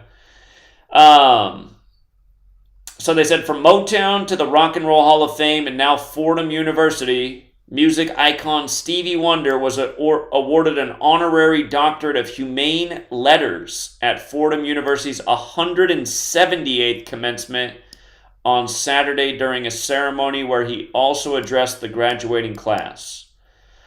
The university said Wonder has inspired the world through his music and humanitarian efforts for decades. I truly am honored, and I can't say enough, shared the now Dr. Stevie Wonder after receiving the honor. He was greeted with an ovation. As much as I want to thank you and everyone, we all must know that our work has just begun, he added. In the world we're living in now, there's so much work to be done. And pretty sure DK Stonewood just finished his bowl and now he's ready to go. What's up, DK? Hey, doctor, hold on, I'm like 30, 40 seconds behind. Go on, finish your thought. There's no more thought to finish. What's up? Oh, okay. I'm 30, 40 seconds behind. It looked like you were in the middle of or heating up to start a rant. I don't ever want to interrupt any of those. No, I was just reading the Stevie Wonder article. Yeah, what's going on? Who was that guy you said is the biggest Jew hater? Adam Green. Oh, Adam Green. Okay, I don't necessarily know who that is, but No More News. His channel is No More News. Should I even bother looking at it? His channel's not bad. He does good research. KNOW. He's not on YouTube anymore. He's only on BitChute. Oh no, like I know. Like knowledge. KNOW. No More News. I was gonna say I don't know if there's anybody that's a bigger Jew hater than Harry Box, but I'm gonna be on with Harry Box soon, so stay tuned. Okay. So he's been dodging me for a long time, but I think one of my friends baited him into an interview, and he doesn't really know that I'm gonna be on it too. So we'll see. That may turn out very bad or very good. So we'll see. What else? Let me see. Oh, you talked about the Saturn rings. I just wanted to throw in there that what I got for those Saturn rings thing, and I don't know why they're saying they're melting now. What the exact correlation is? Maybe something having to do with a much bigger picture, because the original Saturn moon matrix of 500,000 years ago that was supposedly the first way they lowered the frequency of the Earth and started being able to put these lower frequency entities we now call the fake Jews on here. Because the Saturn rings aren't actually made out of ice or anything like that. Allegedly, some people from the space programs, when they were doing work out there, they were close to the Saturn rings, and they saw that they were actually like office cubicles with like AI cyborgs in there sitting at office chairs. So just food for thought. I don't know why they would say they're melting right now. Maybe there's something going on a larger scale as far as this alleged impending solar flash we're supposed to have in 2025 that's supposed to knock all that out. So, and then earlier, a few days ago, you were talking about the Dr. Batar fake death thing. So, right when the Corona hoax started, the first doctors, the fake doctors they put out there that were getting all the traction was like Batar, Dr. Shiva, Judy Mikowitz, I forget who else. Maybe like Celeste Solem, who's not a doctor, but she claims she worked for the, I forgot what department, not Homeland, somewhere anyway. She was saying there was Satan's DNA was in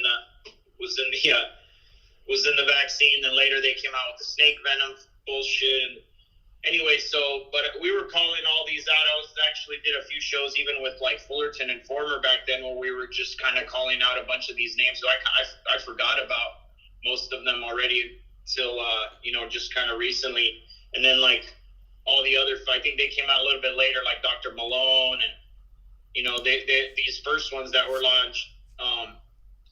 So yeah, those guys are all controlled frauds. There was another one with the last name Kaufman. I mean, he was saying the most realistic stuff out of all of them, but there's another Jewish name, so I think he was another one. Tom Barnett, I think, was the only legitimate one that got any traction. Some of his videos kind of went slightly viral. He's like an Australian guy or whatever, like a younger dude who's just saying this shit's all bullshit. The viruses don't even, like, there's nothing floating around in the air, like nothing named viruses that we can catch or anything. So, but yeah, and then Buttar, he talked about a lot of, kind of like oddball things that other people have mentioned. So did Shiva. Along with that, I guess he had said that everybody was going to die from 5G. I can't really remember exactly word for word, what he said regarding that. But he still has a chance to be right on that. And I also made that similar claim, not that everybody's going to die, but I said when they turn on 5G, you're going to look at the rate of deaths going up within the first 1 to 3 years, like astronomically. And if there's any kind of vaccine that has been launched before that, that'll be connected to it. I mean, I still have like screenshots of me talking shit online, social media, to people from 2015 saying, like, literally, like, friends from my childhood be like, you're so fucking dumb. You're gonna march you and your fucking sheep family up to take some mark of the beast vaccine. This is 2015. Some mark of the beast vaccine that the government's gonna come out with, and then when they turn on 5G, they're just gonna fucking fry you guys. So you're gonna euthanize yourself and your family out of stupidity. Go right ahead, Make you're already the laughing stock of the town. Let's make it more public. So, and then you were saying how we already have 5G. We don't have 5G. So everybody who's had these, routers in their home that say 2.4/5 for the last 10, 15 years in their house, that's not 5G. So what that is actually GHS. If you look at it, GHZ, if you look at it real close, it says 2.4 GHZ, which is gigahertz, /5 GHZ, which is 5 gigahertz. That's not 5th generation wireless, which is what people are talking about with 5G. And me and Jeff Young talked last night for over an hour. This was one of the topics. He said he was going to be listening in while he's doing his push-ups and sit-ups. He called me to get on the DK Stonewood workout plan, and then everything I told him he was already doing. I was like, well, you don't need me. So he said he's going to be listening in while he's doing his push-ups and sit-ups, so shout out to Jeff. But anyhow, so yeah, that router you have in your house it's 5 gigahertz and 2.4 gigahertz. It's an oscillating dual band router. And some of the new ones also have 6 gigahertz on there. That's not 5G. So when the FCC opened up all these new frequency bands for 5th generation wireless, they opened it up from 5 gigahertz. It's just one of the frequencies your router operates on, all the way up to 80 gigahertz. So the way our body works is it does things a lot of different things at different frequencies. So 2.4 gigahertz, it's actually 2.45 to be exact. That's the maximum dielectric loss of water. This is what microwave ovens operate on. So when you heat something up in a microwave oven, it's heating the water molecules that's inside of whatever you're heating up. That's why, like, you put in plastic, it doesn't do anything because there's no water in the plastic. And, people get like super wet weed from somebody, and then they want to dry it out so they can smoke it. They throw it and nuke it for like, whatever, 10, 15 seconds or whatever to dry it out so it could just dry out the water so it'll actually burn. Anyhow, so that operates on 2.45 gigahertz, the maximum dielectric loss of water. So now when you have a router that's saturating your house with 2.45 gigahertz, it's affecting the way your body's uptaking water, so the way your body's hydrating. I can't remember right offhand right now. I'm not even going to look it up. It'll probably hit me before I'm even done talking. But 5 gigahertz is another frequency that our body is doing something on. 6 gigahertz is the body's uptake of iodine, which is very important. That's why, the Americans' number one deficiency is the iodine deficiency. They pulled that out of the food supply, I think in the 50s they pulled it out, or 60s. And then after that, everybody, the misdiagnosis of quote unquote breast cancer went through the roof and everybody started getting fat. You look at pictures of people at the beach or these like city public pools that we used to have everywhere in the 70s. Everybody's just, you could see everybody's ribs, man. Everybody's ripped. Women, men, everybody's in dolphin shorts, short shorts on the guys. Everybody looks fantastic, super healthy, as opposed to now you would think it's a different planet. So when they pulled that iodine out of the food supply, what happens is iodine has actually got 2 components to it. It's iodine and iodide, and one controls your thyroid, the other one cleans your blood. So, when you got something, you lose that thyroid control, everybody's getting fat because your thyroid is what keeps you fat or keeping you lean, and then the iodide, which cleans the blood. So then women started getting all these fibroids in their boobs because there's glands there. That's where it drains out to. And then, of course, you're going to get these witch doctors in white lab coats, the same uniform as a butcher, to tell you, yeah, you got breast cancer. Now we got to cut your boobs off and, radiate you and give you some mustard gas called chemo, or, whatever they want to do. It's the most misdiagnosed thing ever, just from removing iodine out of the diet. So anyway, the new routers, a lot of them are 2.4/5/6 gigahertz. Now, the thing that they're talking about is going to kill everyone.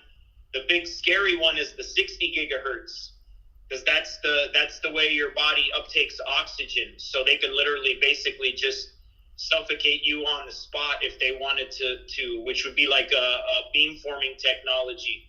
So 5G right now, the smallest thing they could get 5G into is about the size of an old VCR. There's no phones that are 5G. My phone says 5G up in the corner. That does not mean, fifth generation wireless yet. They're still operating on the same quad band. It's like 900, 1100, 1300, and maybe like 500 or something gigahertz, whatever. The phones are still operating on those same 4 antennas they've had going back years. What they've added in there is the Wi-Fi antenna and the Bluetooth antenna, and then also the hotspot antenna, which is actually using the Wi-Fi antenna and just using like an amplifier to double it up. That's what the hotspot is. Same thing what you're doing when you're going from 2.45 gigahertz to 5 gigahertz. You're just literally doubling the power, which has greater speed but more attenuation, meaning it's not going to go as far. 2.4 gigahertz will travel further. It's just slightly slower. So now back to the 60 gigahertz.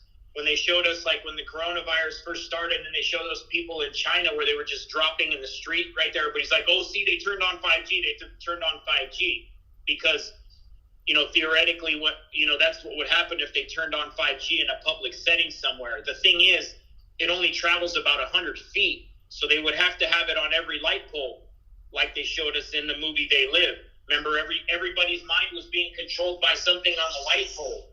It wasn't necessarily that they were just broadcasting. It was the fact that there was a frequency coming out of that, keeping everybody under a spell.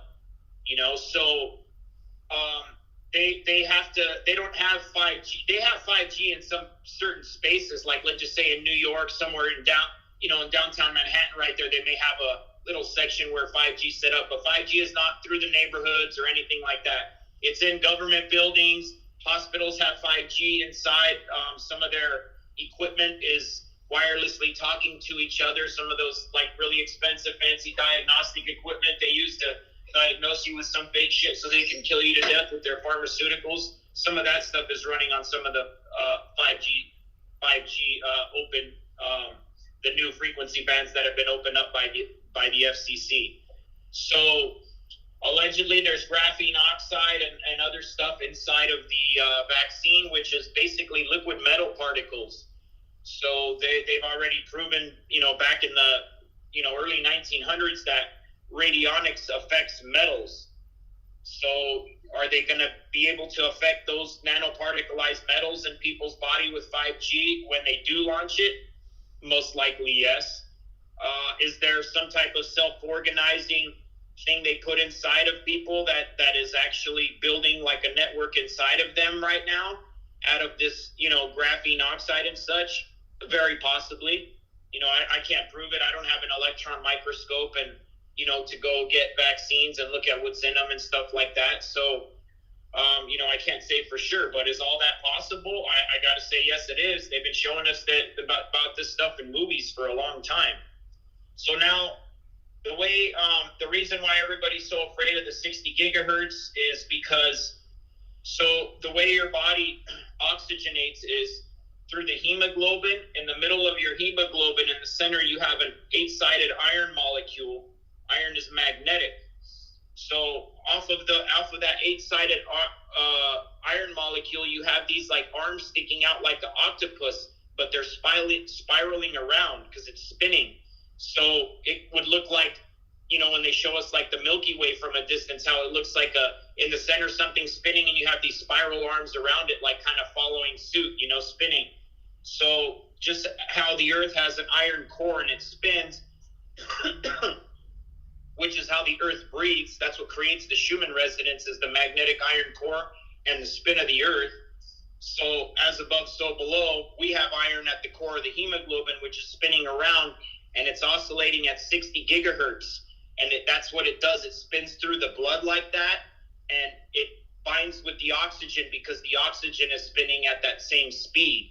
So that's how we bind the oxygen molecules to the hemoglobin, and then it goes through the blood and oxygenates the blood. When you put out a field, a 60 gigahertz field, that's actually an inverted 60 gigahertz field. And the way that works, it's kind of like what Royal Raymond Rife did. He used special microscopes that, like, he would look at tumors under the microscope with, like a cancer tumor, and he would figure out what frequency of light that was. He would convert that to the equivalent frequency in the sound spectrum, in the acoustic spectrum rather than the electromagnetic light spectrum. And then he would invert that frequency and then send it into that, hook it up to the person and send it into that tumor, and it would just collapse the tumor. No damage to anything else. It would just like cancel it out because it's the inverted frequency.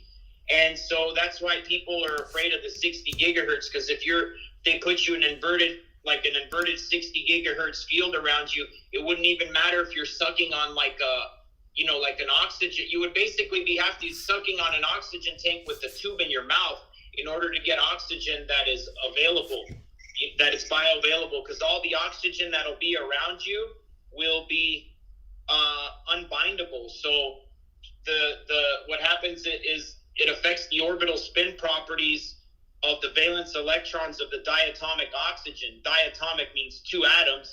Oxygen is O2, so it's two atoms.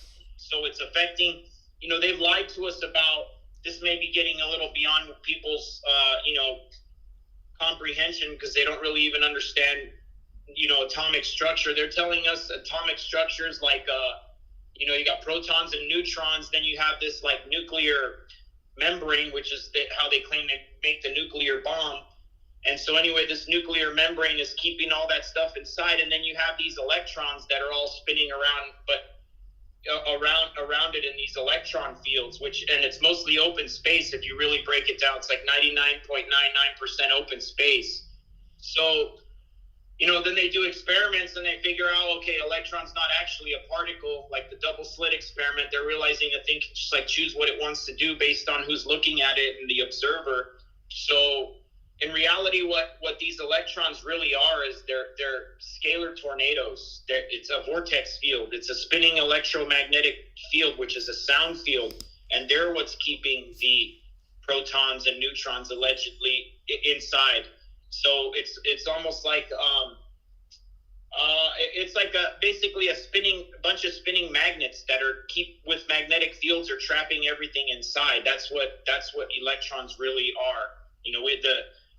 You had the Faraday Maxwell was the original working model for energy back, I forgot what year, And they had that the ether is the basically the ocean that all energy is propagated through. And then the cabal, with the takeover of the Rockefellers and all that of the school system, they forcefully pushed that model out and adopted the Einstein-Minkowski theory of relativity and the birth of the fucking electron out of nowhere. Just out of nowhere, they came up with this concept, of the electron, which, from all my research is not only does it not exist, it's not even at all what they're telling us that it is. So we got to keep our eye out for this 5G. Fortunately, 5G, these higher frequency bands, like when you get up to like 60 gigahertz, the attenuation is so high, it doesn't go through anything. It doesn't go through walls or windows, or, if you got a tree, it can't pass through all the leaves of the tree. It can't even pass through like mist. Like if you were, like when you're in Vegas or somewhere in the summertime and they have all those misters in the outside pool areas and bars to like cool you down. If you like put mist all around you, you wouldn't even be able to get the like 60 gigahertz. The water would actually absorb it because of how high the attenuation is. The higher the frequency, the higher the attenuation. Like you get your phone, you go to get your hotel room in Vegas, you put the phone in the safe, you call it, it's gonna ring. So but if you put it in one of those Mylar Faraday things, which is like a little envelope, it won't. It's got no reception in there. But the thing's like paper thin, but it goes through the safe, which is metal, so there's different attenuation properties on different materials. So 5G doesn't go through anything. That's why they need you to bring it into your house. They got to put it on every light pole. And then, they got to get you to bring it into your house if it's going to be in your house. The product they're going to do for that's called a Y-Gig. That's going to be the converter that brings in, the fifth generation wireless frequencies into your house, going all the way up to 60 gigahertz. So just watch out for when that comes out. And we're going to have Wi-Fi 6 and Wi-Fi 7 soon. They'll call it 6G and 7G. I was already talking about that 10 years ago before they came out with 5G. And people were like, what the fuck are you talking about? I'm like, just watch. You're so far behind the 8 ball. Just wait. It's not out yet. They're not. This technology is not even being talked about by their puppets yet, like Elon Musk and such. So, there was a couple more things I wanted to say, but now I can't even remember about the same topic too. But you have any questions or anything you want to add or ask about it? Well, again, I mean, that's been the progression of the signals they've been putting out. I mean, once upon a time it was 2G, then 3G, then 4G, then 5G. So yeah, eventually 6G and 7G will come and beyond. I don't know how great the health risk is, but what I always point out is I do think that there is obviously an impact it has on our bodies. My ear started ringing out of nowhere January of 2006, and it's never stopped. And I've always speculated that it probably has something to do with all the new signals in the air. And yeah, so I mean, it's interesting, but yeah, I don't know. I mean, I don't know if I can verify that 5G is actually a real threat, like it can make us drop dead on the spot like you're saying or not. It's interesting, so. One more thing I can add to that. So the Spanish flu, I predict that they're going to do the same thing now as the Spanish flu, because all these guys, they can only run one script. They're not very creative. So the Spanish flu wasn't Spanish, and it wasn't the flu. It was the Spanish American military base in Spain, and these soldiers were coming back and just having the most insane symptoms. Like some of the accounts from the nurses back in the day say that people were turning black. They couldn't tell black guys apart from white guys that when they were dying, and that their blood, they could hear the blood boiling in their bodies, and it sounded like like when you're eating like Rice Krispie treats, that's what it sounded like. So those are all symptoms of the bends. I don't know if you know what the bends is, when you go under water way deep and then you come up too fast. Sure. It boils out of your blood.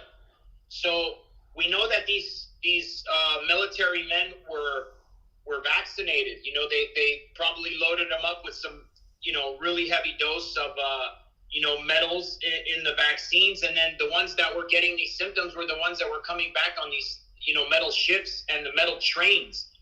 And then they were like, oh shit, Americans, these guys are all fucked up. Now they're coming back here. You better take this vaccine or this may happen to you, to try to scare people into taking the vaccine back at that time. They had the mask mandates and everything. I'm sure you saw the pictures when the stuff started. You know, it said wear a mask or go to jail. Everybody was dressed like those, like, you know, old school mobsters, you know, like Marlon Brando movies or whatever. And then of course nothing happened to people here other than the people that took the vaccine, you know. So they hit those soldiers with some type of frequencies on those naval ships and on those trains, and you know, and basically cooked them from inside out. You know, you're gonna turn fucking black from the flu. You know, I mean, it just doesn't it makes absolutely no sense. Those are all symptoms of somebody being cooked with like microwave. You know, and that's exactly what I predicted they're gonna do now. Is it going to be as sudden as that? Probably not. It'll be slightly more subtle because they don't want everybody, you know, can't have everybody just start dropping dead as soon as they take the vaccine. Then the next person in line is going to go, fuck, I ain't taking it. So it had to be like a sustained release. I'm like, don't look for major deaths right away when they release this vaccine. Maybe some people, you know, some people will, but for the most part, wait like 3 years. Then we'll start seeing, you know, like, major you know, and deaths are up now. Of course, deaths are usually the death rate in every country is about 1% of their population per year. So if you got like 300 million people, 3 million people are going to die on average every year. America's slightly higher because we're so unhealthy. We're like a little over 1%, but now we're at like 2%, and so are a bunch of other countries.